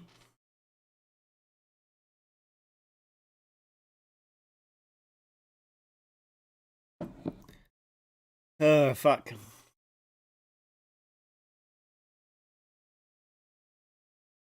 I think it was longer than 4. I don't know if it was quite 6, but it was longer than 4. So this is going to be a neutral zone draw right in center ice. Domi wins it back for Riley. That puck tipped. And a Nylander jersey got it. The Nylander fan jumping up and down. Yes, sir. The Leaf fan's going crazy. Come on. Premonition. Premonition. Nylander. Step up. Let's go. Let's go, Willie. It's an omen. Riley. Marner will dump it in. Carlo around the boards there. We'll get it to Coyle. Coyle up ahead for DeBrusk. DeBrusk got a lot of speed here coming in. DeBrusk with a shot. Shoulder to the side by Samsonov. Puck comes loose for Marner. Marner will hold on in his own zone. Gets it up ahead for Bertuzzi. He hits the red line, and he'll dump it in. Just looked up. It was 5 OTs. Bertuzzi still on it here in the Bruins zone. He gets it behind the net for Matthews. Matthews up front. Shot goes wide. Benoit in deep. Benoit to Matthews shooting. Blocked in front. Matthews pokes it loose. Goes to Carlo there. Offensive pressure by Bertuzzi, gets it to Matthews. Matthew Nylander scores! It was a premonition! William Nylander with the goal! Puts the Leafs in the lead in the third period! Let's fucking go! Oh my god! It was fate! Oh wow, that puck going to the Nylander fan! That is unbelievable! That is unbelievable! Oh, wow! DeBrusque coming in, takes the shot. Samsonov just gets a piece of it. And then here's the play. Bertuzzi probably could have get a penalty there, but it's game 7 and Matthews over to Nylander. So much time, so much room. What a pass. Austin Matthews coming back for game 7. Gets it over to Nylander, and he puts the Leafs in the lead. Oh, fuck yeah, Welly. Holy shit. Oh, fuck. Oh, man. Don't pass out on us. I might. Oh, fuck. Here's Nyes now coming in. Nice. 3-on-2. Marner. Up ahead. Edmondson. Save. Samsonov. Or not Samsonov. Swayman. Sorry. Fuck. I'm going crazy. Swayman makes the save on Edmondson. Holy crap. I gotta breathe. Oh, fuck. Pasternak knocked down. Oh, man. Give me a second, guys. Here's Camp. Gregor with the shot. Knocked away by Swayman. Oh. Ricochet down low. Brazeau out front. Knocked to the side. Then Reeves back at the point. Lindholm shooting. Saved by Samsonov. Leafs battling for it. Gregor can't get it out. Good shoulder by McCabe there, but it comes free. Up front. Save. Rebound. Oh, it goes over the net. Oh, man. Brazeau almost tied it. Now shot there. They score. The Bruins tie it up. It is Lindholm. Oh, fuck. The Bruins with some pressure after the Leaf goal.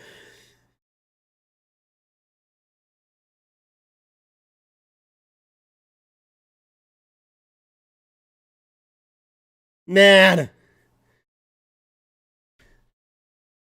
I'm dying. I'm actually dying. A minute and 21 after the Nylander goal. It's Marner and Edmondson up front. Swayman just makes the save. That's a huge save. And then the puck, Brazeau shot, tipped over the net. Comes back for Lindholm. He holds on, and Samsonov is just not close enough to the post. Lindholm finds enough time. It might have been tipped in.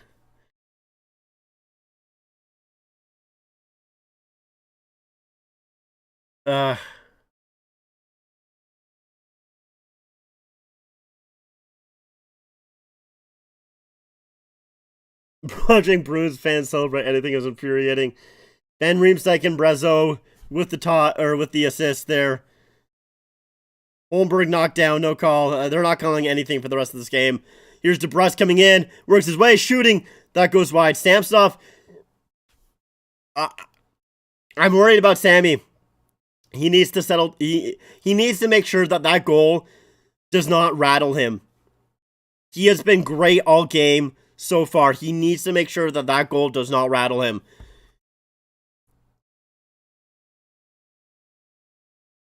And the Leafs need to make sure that goal doesn't rattle them either. Battle on the Leafs boards here on the near side. It's Domi and Benoit. McCabe fighting for it as well. Comes to the near side and just lifted out by Marner. Back to center. Leafs giveth. Leafs takes it away 100%. Bertuzzi, nice back check there to take the puck away. Riley tried to send it to Lyubushkin, and it was away from him. Forecheck there by Pasternak. Tavares, got to get it out, Tavares. He does. He sends it down. Is it going to be icing? They do call that icing. I thought maybe Willie tipped that, but it's going to be 35 overtimes anyways. I'm confidently still got this. I'm not.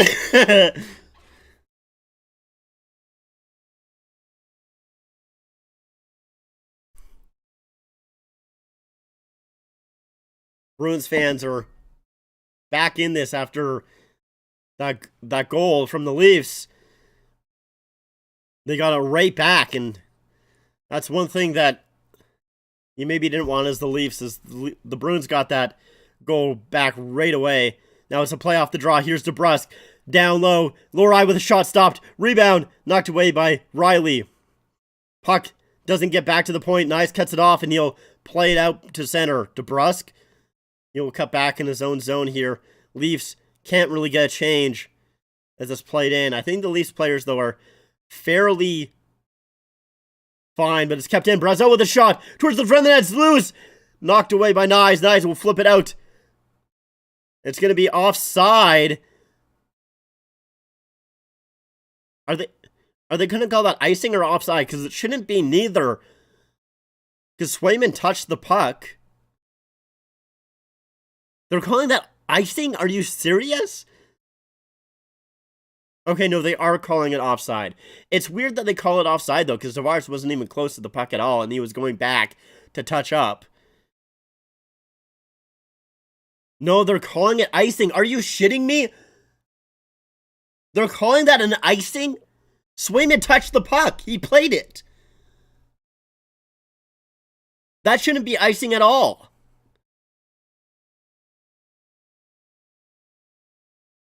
Wow, so they're calling that icing. Tavares gets knocked away by McAvoy and Swayman touches it.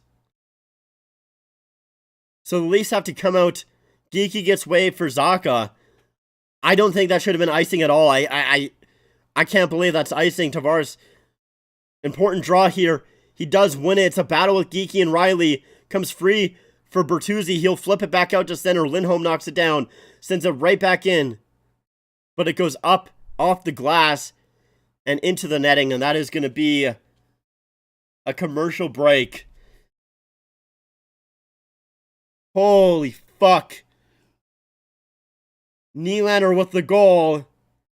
But a minute 21 later, Lindholm ties it. With 7 minutes and 30 seconds left to go. Oh, fuck. Oh, man. Are you shitting me? There's 31 people in here right now. That's crazy. Are you kidding me? Make sure to subscribe if you're new. I'm dying. It's insane.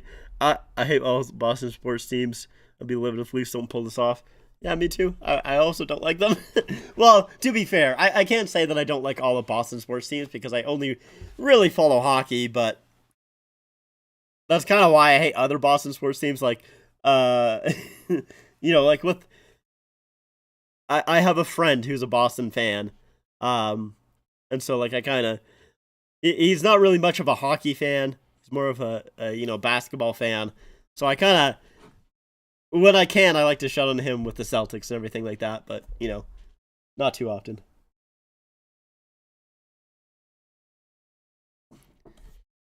Oh, fuck.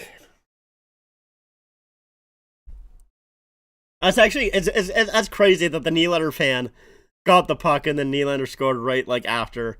That's insane. God, what a storyline. If fucking that was the game winner, I would have, oh man. That would have been so good. That would have been so good, man. Fuck. I wish. Matthews, 13:48 of ice time, 3 shots, 1 assist. Obviously, he's not fully healthy right now. And he has 53% on the dot. I mean, obviously Matthews hasn't taken over. He hasn't been, full Austin Matthews. But he's been good. I wouldn't say he's been awful. He's obviously not up to his full potential. So it's going to be a center ice draw here. Matthews against Coyle. Matthews will win it. McCabe. Leafs will tip it in, but knocked down by the Bruins. Here's Marner with Bertuzzi and Matthews out there right now. Bertuzzi gets into the zone, wraps it around. Matthews trying to jump on it here. He gets the puck over for Marner. Marner back to the point, and that missed the defenseman there. It goes all the way back on Samsonov.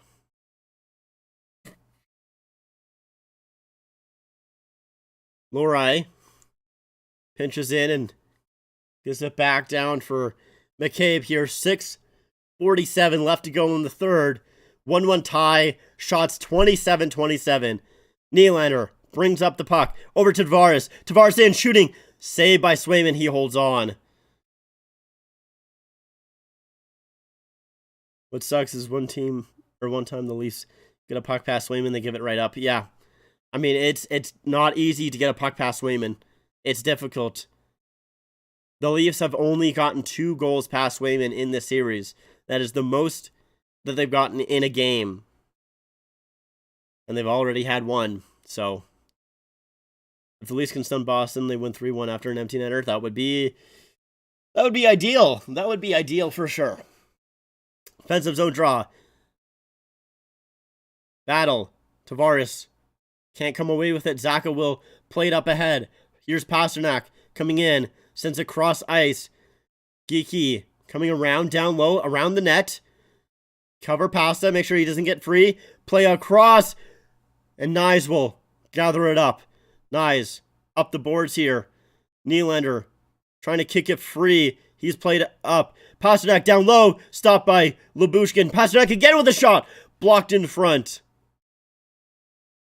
And Riley off the boards and out.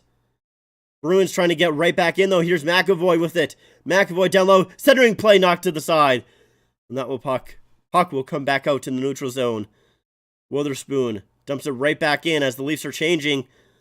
Here's Brazeau with it. Big Brazeau. Van Riemsdyk can't center that. Brazeau, wraparound. Knocked away. And now Marner with it. Mitch Marner coming in. Bertuzzi can't grab that puck as it's cut off by Frederick. Frederick can't get it past Liljegren, and eventually that puck is dumped in. Edmondson now with it behind the Leafs net. Liljegren, stretch pass. Matthews will tip it in. Witherspoon on it. Wraps it around, and Leafs defense isn't there yet. Marchand to DeBrusk. He'll trip it in, gets crushed against the boards. Benoit, he gets hit hard, but Matthews is able to grab the puck, send it back out to center. Bruins right back in. Here's Marchand. Marchand hit to the boards by Matthews. And Yarncroke will tip it out. Yarncroke battle against the boards here at center ice, right at the red line. Matthews helping him out. Holmberg pushes it free to Benoit. The Leafs will change. As Benoit changes, McCabe now gathering it here. Shots 54-62. Shot attempts, 62-54 in favor of the Bruins. Sent up ahead. Here's Geeky. But that play is going to be called on a hand pass by the Leafs. Fuck. Here's Brazeau trying to wrap it around. Good job by Samsonov. He already had the pad there. And we're going to go to another intermission break. Or another commercial break, sorry.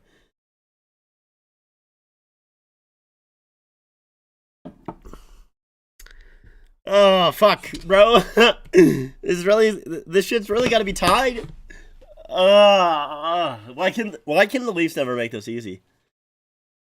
We need a heart rate monitor. Yeah, she's going. She's going pretty quickly. she's pumping. Oh, fuck. That's crazy. That is crazy. The Leafs, they can never make it easy, can they? It's always got to be a struggle. It's always got to be difficult.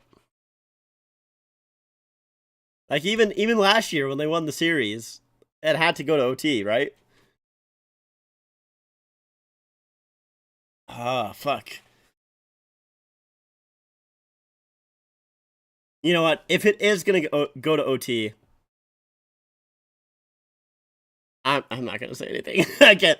I don't want to say anything, man. I'm too nervous. I don't want to jinx anything. I don't want to. Fuck. Why is there got to be commercials with 5 minutes left in the game?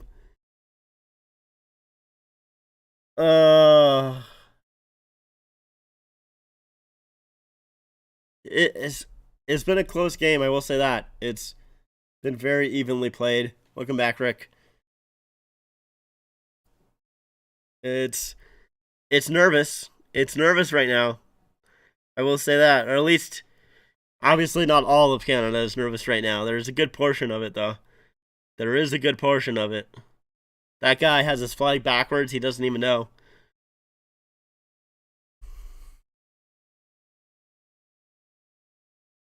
Oh yeah, Leafs fan going, yeah, let's go.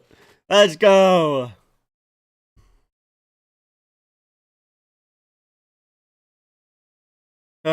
Riley. In his own zone, will play it back. Miss Lyubushkin, Zacha down low. Pasternak's free. He gets hit by Lyubushkin. Tavares picks up the free puck. Tavares can't get around Zaki. He's knocked down, but Nylander will chip it back out. That shouldn't be icing. Oh, come on. Lohrei could have touched that.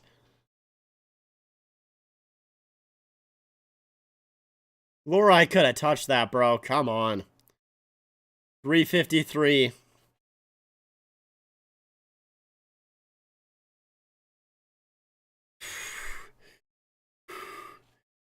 Settle down. Settle down. Tavares against Coyle for this defensive zone draw. Tavares will win it. Riley off the glass and out to center. McAvoy knocks it down. At least we're able to get a change. Nyes almost gets the turnover. Nyes now has it. Tries to center it to Domi. It's knocked away. Now here's Benoit. Off a shin and wide. McCabe trying to pinch in. Bertuzzi holds the zone. Back into the near side. Chipped away from Marner as he loses an edge. Lohrei with it now. Sends it over to Brusk. Off his skate. He trips and falls. Domi around Lohrei. In. Holds up. Across ice for Edmondson. Edmondson backhand. Goes wide. Lohrei. He's been out here for a while. His chip pass. It's going to be not enough for icing. Marner goes back in his own zone. Feeds it for Liljegren. His stick breaks on that, but they're able to recover there. That was scary. It's literally just a pass by Marner to Liljegren, and his stick just explodes. Tipped in by the Leafs here. Play comes back to the neutral zone. Lyubushkin tips it up ahead. Here's Matthews with it. He'll play it in, knocked down. But Holmberg plays it back in deep. Lindholm out here. Coming in. Holds on. Plays it in deep. Frederick behind the net. Checked by Matthews there. Played down low for Van Riemsdyk. Van Riemsdyk behind the net. Out back. Shot there. Goes wide. McAvoy now on it. Shot by Pasta. Oh, that missed the net. Samsonov loses his stick. Riley will get it to Lyubushkin. Tipped out by Holmberg. And that's going to be an icing call. Leafs third line out here. Man, fuck. 1:52 left here to go. Leafs need a survival shift. So it's a shot. Deflects wide. Goes to Pasternak. And it's actually Riley that goes into Samsonov and knocks the stick out of his hands. And it just missed the net.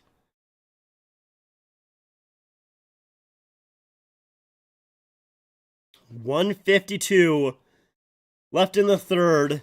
Nylander, Matthews, and Holmberg out here. Matthews 9 for 16 on the draw. And he wins it to Lyubushkin. Up over Leafs. Can't clear the zone. Knocked down by McAvoy. McAvoy with it. Centering play. Knocked down by Riley. Riley to Nylander. He flips it high. And the Leafs will be able to get a change off that.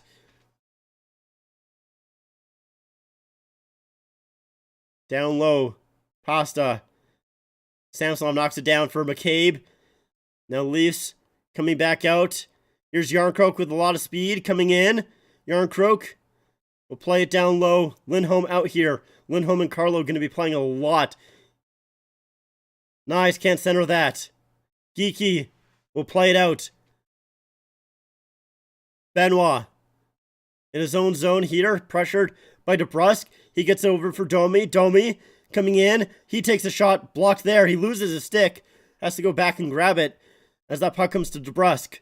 DeBrusque trips it up ahead for Coyle, who'll dump it in. Lyubushkin, 47 seconds left here to go.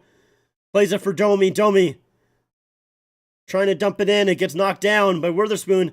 Second opportunity here. Bertuzzi will carry it in. He gets hit by Witherspoon. McAvoy on it. Fans on that puck. Now we'll get it around. Up ahead. Dumped back in by the Bruins. Samsonov out to play it. Lyubushkin down. Over for McCabe. 22 seconds left to go here in regulation time. 1-1. Game 7. McCabe up ahead. It's knocked down by the Bruins in their own zone. Here's Holmberg with it. Holmberg coming in. Can't center that. Nylander now on it. Nylander over to Holmberg. Oh, off the skate of Witherspoon. And Swayman makes the save. And that will do it for regulation. Oh, boy. That Nylander pass out front to Holmberg almost deflected in. Just right off of Witherspoon's skate. And Swayman had the pad down. Imagine. Oh, fuck. Oh.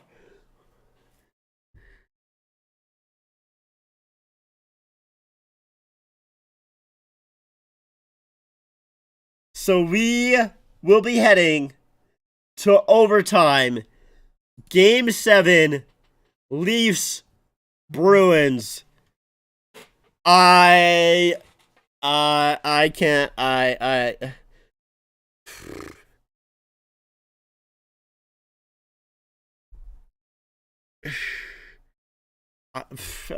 not again, bro. Come on. Are you shitting me?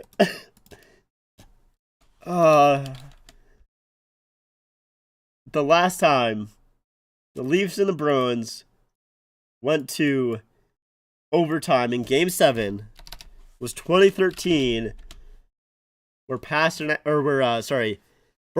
scored the game-winning goal. Obviously, Bergeron no longer on the team. That was a good chance. That was close. I will set it for the Toronto Series winner in overtime. Let's see it. I'm dying, bro. I'm gonna have a heart attack from the Leafs. I am too, man. I am too. It's unbelievable. I'm telling you, the Leafs are due in a playoff hex against Boston tonight. Please, I hope so. I'll hail the Game 7 overtime. I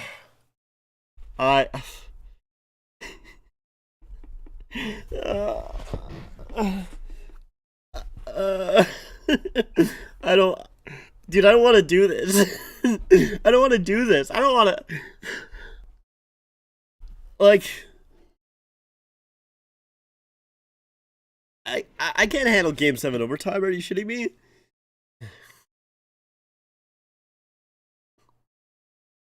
Oh, fuck, man. Breathe. I legit, I think I was really close to passing out on that Nylander goal. I'm going to be honest with you. I think I was really close. I think that might be the closest that I've ever been to passing out. I was fucking hyped for that shit. It pisses me off that they fucking let a goal in a minute and 20 seconds after that. That is so frustrating. Oh, man. The fact that the team puts you through this is a sick joke. Yeah, it's unfortunate for sure. It is unfortunate. I'm gonna get more to drink, and then I'll be right back. Just give me actually, I'm also gonna go for a quick washroom break. So let's do a little bit of what is it? So this is third intermission.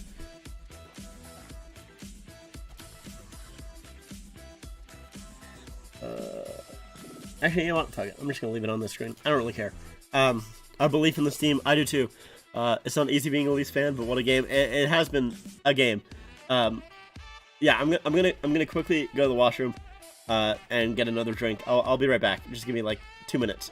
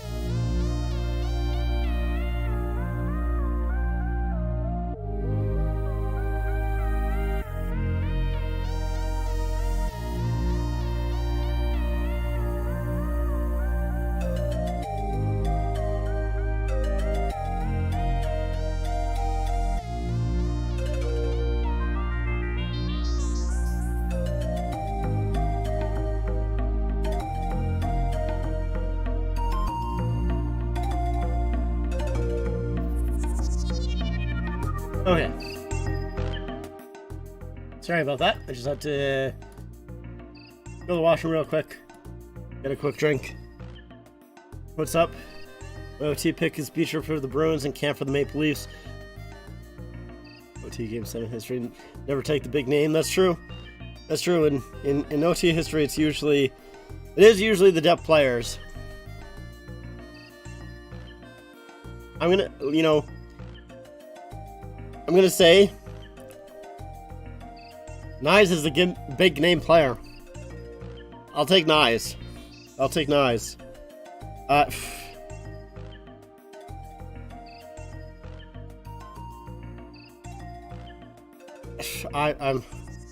I'm my funeral for tomorrow, honestly, bro. It's like I'm dead either way. Leafs win, I'm dead. Leafs lose, I'm dead. Doesn't matter.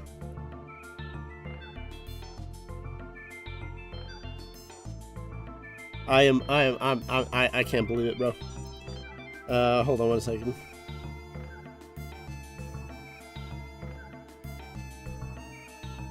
Okay. Oh, fuck.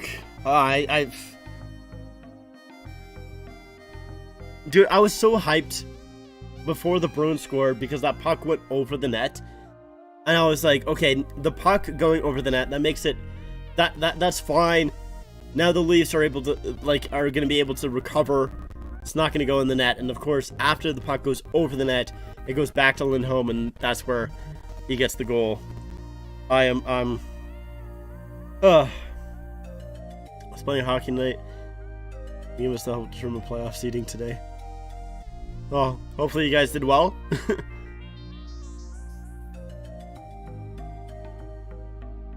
The cruelest part of playoff hockey is after 60 minutes of time playoff game, where you sit for 18 minutes with your thoughts before the most stressful moment of your life. Honestly, bro, you really want me to wait 18 minutes? 18 minutes? Are you shitting me? Oh, fuck. I mean, I feel like if I was not a Bruins or a Leafs fan, this would be such an entertaining game. I know that the score is only 1-1, so it's not like a super high-scoring game, but I feel like this game's been really close. It's been very tight. Both teams, I feel like, have played well. Like, it's not...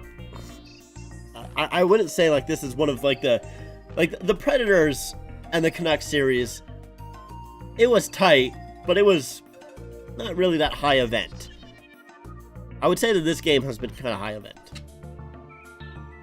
Showing a couple of Edmonton's highlights there. There's the Pastrnak hit in the first period. That was huge. It's a good clear by him there. Highest heart rate in this game is 133 beats per minute. Yeah. And there's the great play by Marner to Edmonton. Save.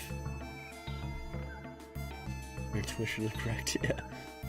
So right now, I know we are sitting at the first seed. Nice. That's very, very cool. I gotta blow my nose.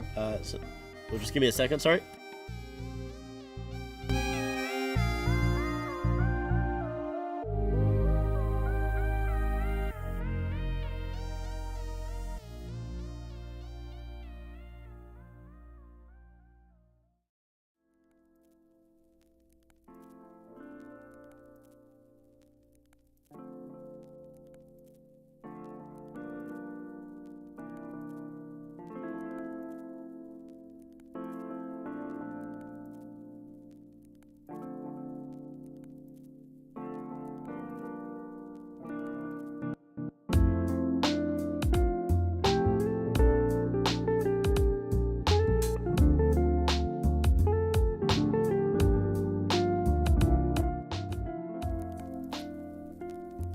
Alright, sorry about that.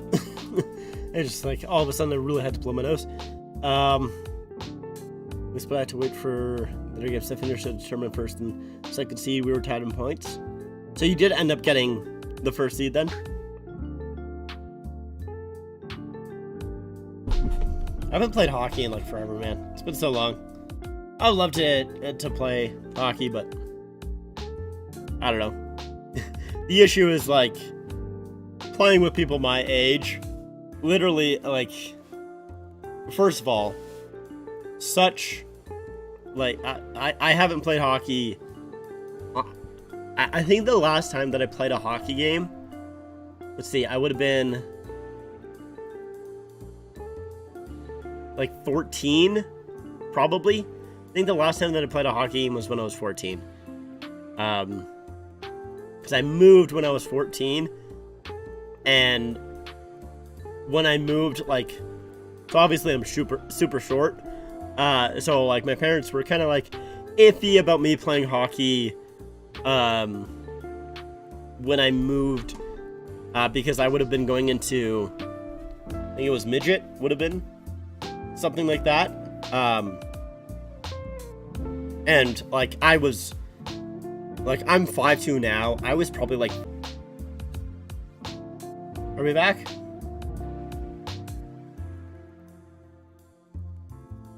I think, hold on, let me check.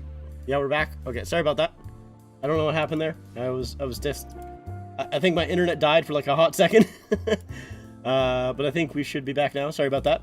But I was saying is, yeah, I'm very, very short, so I would have been like fucking 4'10", going out there against guys that were like 6 feet, and I was not very good at hockey in the first place, so I would have not been scooting around like Stanky. I would have not been like that.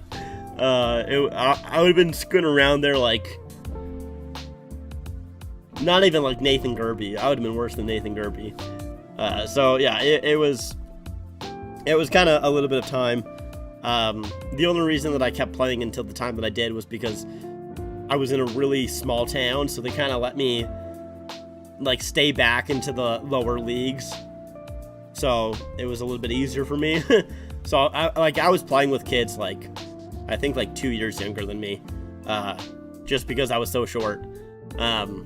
So yeah, it's been a while since I played hockey. So I would obviously love to get back into it, but like I'm 26 now, so like me playing with 26-year-olds when I'm 5'10", or not even. Sorry, I don't know why I said 5'10". I'm fucking 5'2". I wish I was 5'10". Are you kidding me?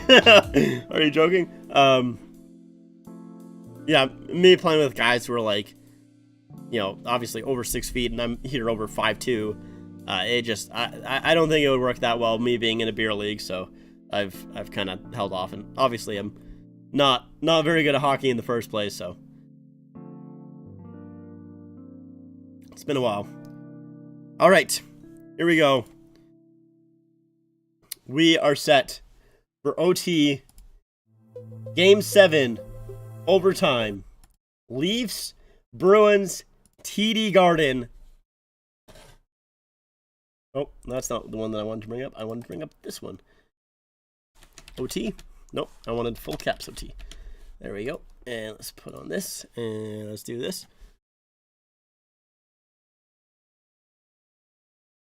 All right, Leafs back in their own zone here. Played up ahead for Nyes. Nyes to Nylander. Nylander brings it in. Tried to feed it up ahead for Tavares. He's knocked away by McAvoy. Lifted back down. In the hex now. Marchand bringing it in. Knocked away. Here's Nyes coming in with it. Nyes trying to work his way around McAvoy to the net. And that's stopped by Swayman. He plays it away to Marchand, who will dump it out. Now here's Marchand. Marchand trying to get around McAvoy. Oh, big hit by Benoit on Marchand. Comes back around for Carlo. Carlo down low. Coyle after it here. Down low for DeBrusk. DeBrusk up high. Shot there by Lindholm. Stopped. Rebound in front. Shot there by James Van Riemsdyk. Save by Samsonov. He'll hold on. I mean, my team have someone who is 5 foot. I mean, like, I could play, but it's been, like I said, it's been a long time. So here's Nyes trying to work his way through towards the front of the net, and Swayman just gets his pan down. And there's a big hit by Benoit on Marchand. It is a Sundin jersey, yes. Number 13 with the captain's patch. Benoit 6 hits tonight. He's been hitting. He's been throwing the body. Love seeing Marchand getting roughed up. Me too. Liljegren. Leafs able to get it out. Now here's Bertuzzi. Bertuzzi, Yarncroke, as Bertuzzi put that on and Swayman holds on. Bertuzzi, Yarncroke, and Matthews are out there right now. So the Leafs are mixing up their lines a little bit here.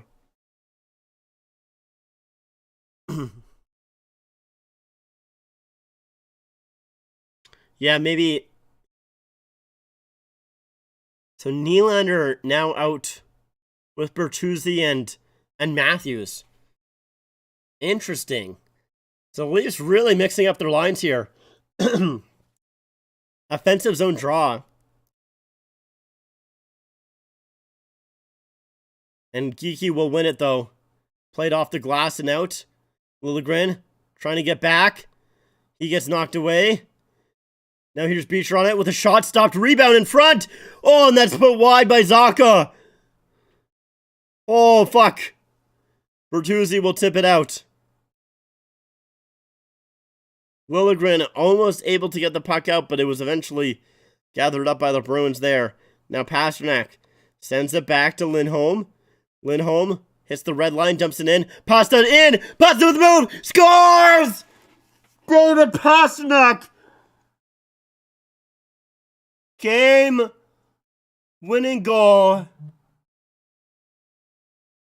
And for the 7th time in 8 years, the Leafs will lose in the first round. for the third series in a row against the Bruins. For the fourth series in a row against the Bruins, they will lose in Game 7.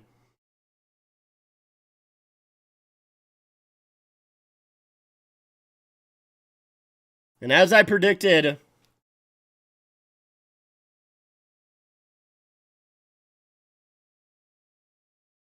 the Leafs can't get past those Game 7 demons.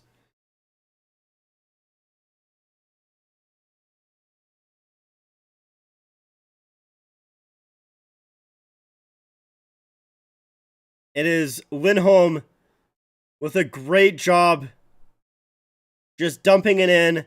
And it's a set play by Pasta and Lindholm as he rushes in off the bank play and just gets it around Samsonov's legs.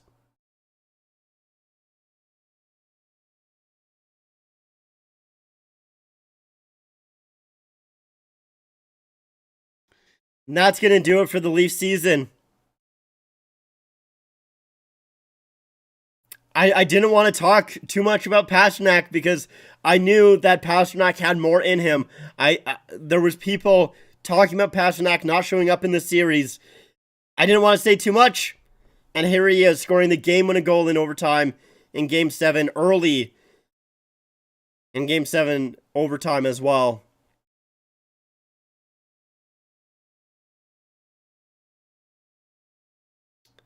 You know, one thing that I will say, this game is not on Samsonov. I was worried about Samsonov coming into this game. It's not on him. He played great. You know, I thought I was afraid with Joseph Woll not coming into this game, but I don't think he's stopping that OT winner. And history does repeat itself. Overtime, TD Garden, Bruins win Game 7.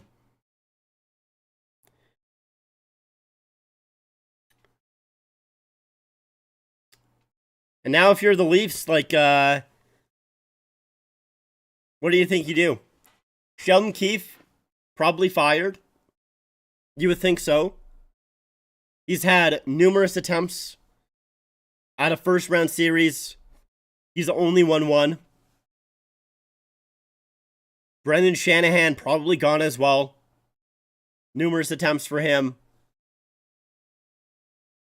And we go back to the question of the core four. Who do you trade out of the core four? Can you trade anyone out of the core four? You know, I think Nylander showed up. As always, Nylander usually shows up in big games. He scored a goal here. He scored 2 in Game 6. He showed up. Matthews, it's really hard to put a lot of blame on him.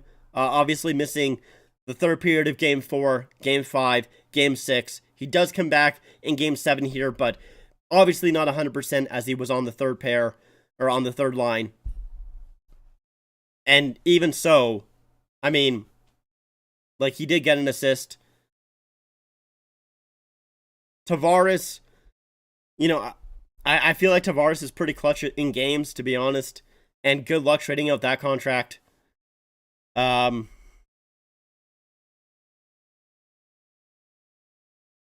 Nylander was great with the amount of time Swayman was left out to dry the Bruins. Leafs deserved to win this game. They just got goalied. Yeah, I mean, Swayman was fantastic in the series. He honestly really was. He is a big reason the Bruins are able to get past the Leafs here. See, you say Mitch Marner is gone, but he has a no movement clause. He can decide what he wants to do. He can decide if he wants to leave the Leafs. I'm going to update the score here. Man. I did predict it in my series predictions. I did say if the game went to Game 7, the Leafs are losing the series. And they did. The one thing that I will give the Leafs is this is not like Game 7s of past. I don't think that they played their worst game in this game right here. And that is the case for most of the Game 7 previously. I thought the Leafs played a pretty good game. Swayman was just up to the task when he had to be. Sorry for your loss tonight. You just were much better than this. You know, it happens. Honestly, I do think that this is probably for the best. You know, the Leafs constantly, year after year after year, have been unable to get past the first round, and they've basically done the same thing. One thing that I will say, the Leafs are a lot tougher this year than they have been in years past, for sure. They were tougher, but like, you know, I will say, we really expected a lot of Domi and Bertuzzi in the playoffs. Domi, although he didn't have a ton of points, I think he probably only had 3 points in this series. I think Domi was pretty decent to good. He won a lot of faceoffs once he became the center after Game 4. I wouldn't mind him back. Bertuzzi's got to, like, you're letting Bertuzzi go. I hate Bertuzzi with a passion. I absolutely hate Bertuzzi with a passion. That dude cannot fucking put the puck in for his goddamn life. I don't know how the fuck he scored 20 goals this season. It is a goddamn miracle he scored 20 goals this season. He had infinite amount of times in front of that alone, and he just never was able to put the puck in. It's unbelievable. I hope they bring back Domi. Bertuzzi's got to go. Yeah, Bertuzzi's. I don't think they bring him back. Love Bertuzzi back in Windy City. Like, I would want Bertuzzi back in a Blackhawks jersey again. I wouldn't say like Domi, or I would want Domi back in a Blackhawks jersey. I wouldn't say Domi was fantastic, but he was good enough. And like I said, he was good in the faceoff dot for sure. Definitely. Monroe got to go. He's got literally all of the he's got all of the power in the situation. He gets to say where he wants to go, if he wants to go. Maybe Marner doesn't want to leave the Leafs. Maybe he wants to stay with the Leafs to try and turn around that narrative. And at that point, then you're fucked. Okay, cool. Now you have the biggest issue with the Leafs next season is, what the hell do you do? Because next season, you now have Marner making $10.93 million. He's always made that. You're making Tavares making $11 million. He's made that. But now you're having Nylander making, is it 11.5? And Matthews making 13.25. So your core four, who you've had issues with them already, you know, taking way too much of the salary cap. Guess what? Next year, they're taking up way more than that. So awesome. That is great. They're now taking up, let's see, what is it? An extra, is it $5 million? So you're basically taking off Bertuzzi or someone like a Bertuzzi from your lineup. I don't know if the Leafs make the playoffs next year. I really don't know. You almost have to trade Marner, but he has all of the leverage. So what the fuck do you do? Because I don't know if you really can win a trade for Mitch Marner if he has all of the leverage and the other team knows that. Because maybe they say, okay, yeah, like maybe the Leafs and Marner come to an agreement. They do agree, yes, okay, we do want to make a change. We do want to, like Marner says, yeah, I'll leave the Leafs. The other team knows, okay, he probably only wants to leave for a certain amount of teams. We can kind of force the Leafs' hand here. What the fuck do they do? I think Mitch Marner is a very good player in the regular season. In the playoffs, I don't know what it is, but it just does not translate. I don't know if it's a Leafs thing, because he is a Leaf fan. He is a hometown kid here, and he just feels the pressure. I don't know what it is. I don't know. Who do I got in Game 7 between the Knights and the Stars? I hope the Stars win. That is my bracket. I have the Stars winning the cup this year, so I hope that comes true. Leafs need to figure out how to win when they are up/tied. They seem to play their best when they are down. Don't know how a GM manages. Yeah, I don't know either. Like, I would really like for the Leafs to change something up, but it really feels like this is not the offseason they can do it. It feels like last season was the final year that they had a chance to do something to change up their lineup. And it felt like it felt like Kyle Dubas wanted to do that. And they fired him. They let him go. They gave a month to Brad Treliving to try and figure it out. I think he did all right. I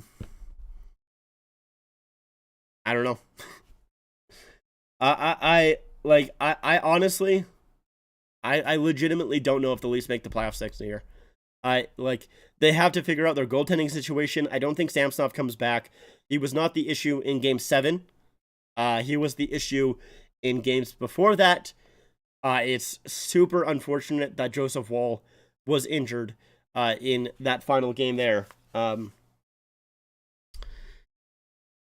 Trade with players with no movement clauses are almost always a net loss for the team trading that player. They almost always lose negotiating power. Yep, they do, and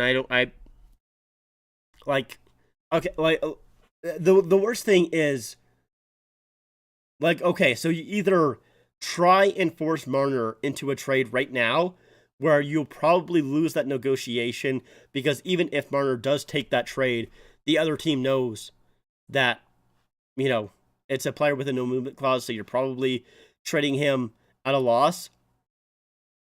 But if you keep him, then you're going into next season without him having a deal, and you're probably letting him go for nothing.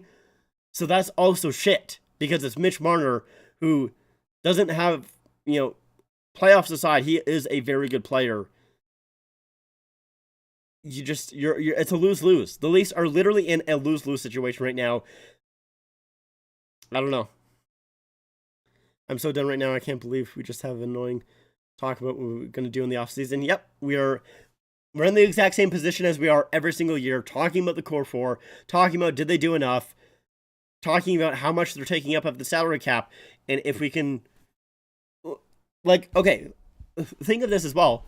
7-game series for the Maple Leafs, right? So how many goals did they score in each game of the series? They scored 1, 3, 1, 1, 2, 2, 1, if I'm not mistaken. So, literally, only scored more than 3 goals once. And if we even go back into the Florida series, they didn't score more than 3 goals once. If we go back into the last 2 games of the Tampa series, they didn't score more than 3 goals. They have scored 2 goals or less in, 13, 14 of their last, they've scored 2 goals or less in 13 of their last 14 playoff games. Not enough. It's not enough. I don't know how. I don't know how when you have this much offense. They scored 1 goal on the power play in this entire series. It's bad. It's really, really bad. I don't know. I don't know what the fuck you do. I really don't know what the fuck you do. I'm this team's cooked, man. This team is fucking cooked. It really is. Leafs must regret giving up Mrazek.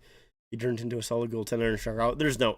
The Leafs don't regret giving up Mrazek. No, they don't. Samsonov, like I said, he wasn't great in this series. He was good in Game 7. They don't regret giving up Mrazek. I'm not blaming Samsonov for this at all. He did all he could. His team was to not come through in overtime. Yep, it was just a bank play by Lindholm, and they didn't catch Pasternak on the way through. It was a set play by the Bruins, and they converted on it.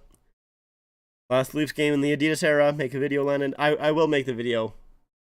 I honestly probably should go offline so I can make that video. I don't really know what I'm going to say in it, I'll be honest with you. because it's the fucking same video that I'm gonna make, that I pretty much make every single year, where I go, well, the Leafs lost again. They're doing the exact same thing. We're in the exact same conversation. It's every single year with this team. So we'll see exactly what I'll say. I don't really know. I told you the Leafs did it again. They gave us hope and ripped it off. Yep, they sure fucking did. They love doing that. They love doing that. You can repost your video. Yeah, honestly, I'll just repost one of my... Maybe I'll repost my video that I did with the Montreal series. I think that's probably fitting.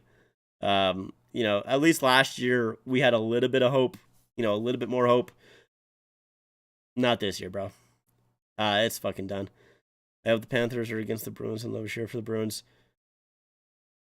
Yeah, I guess. I mean,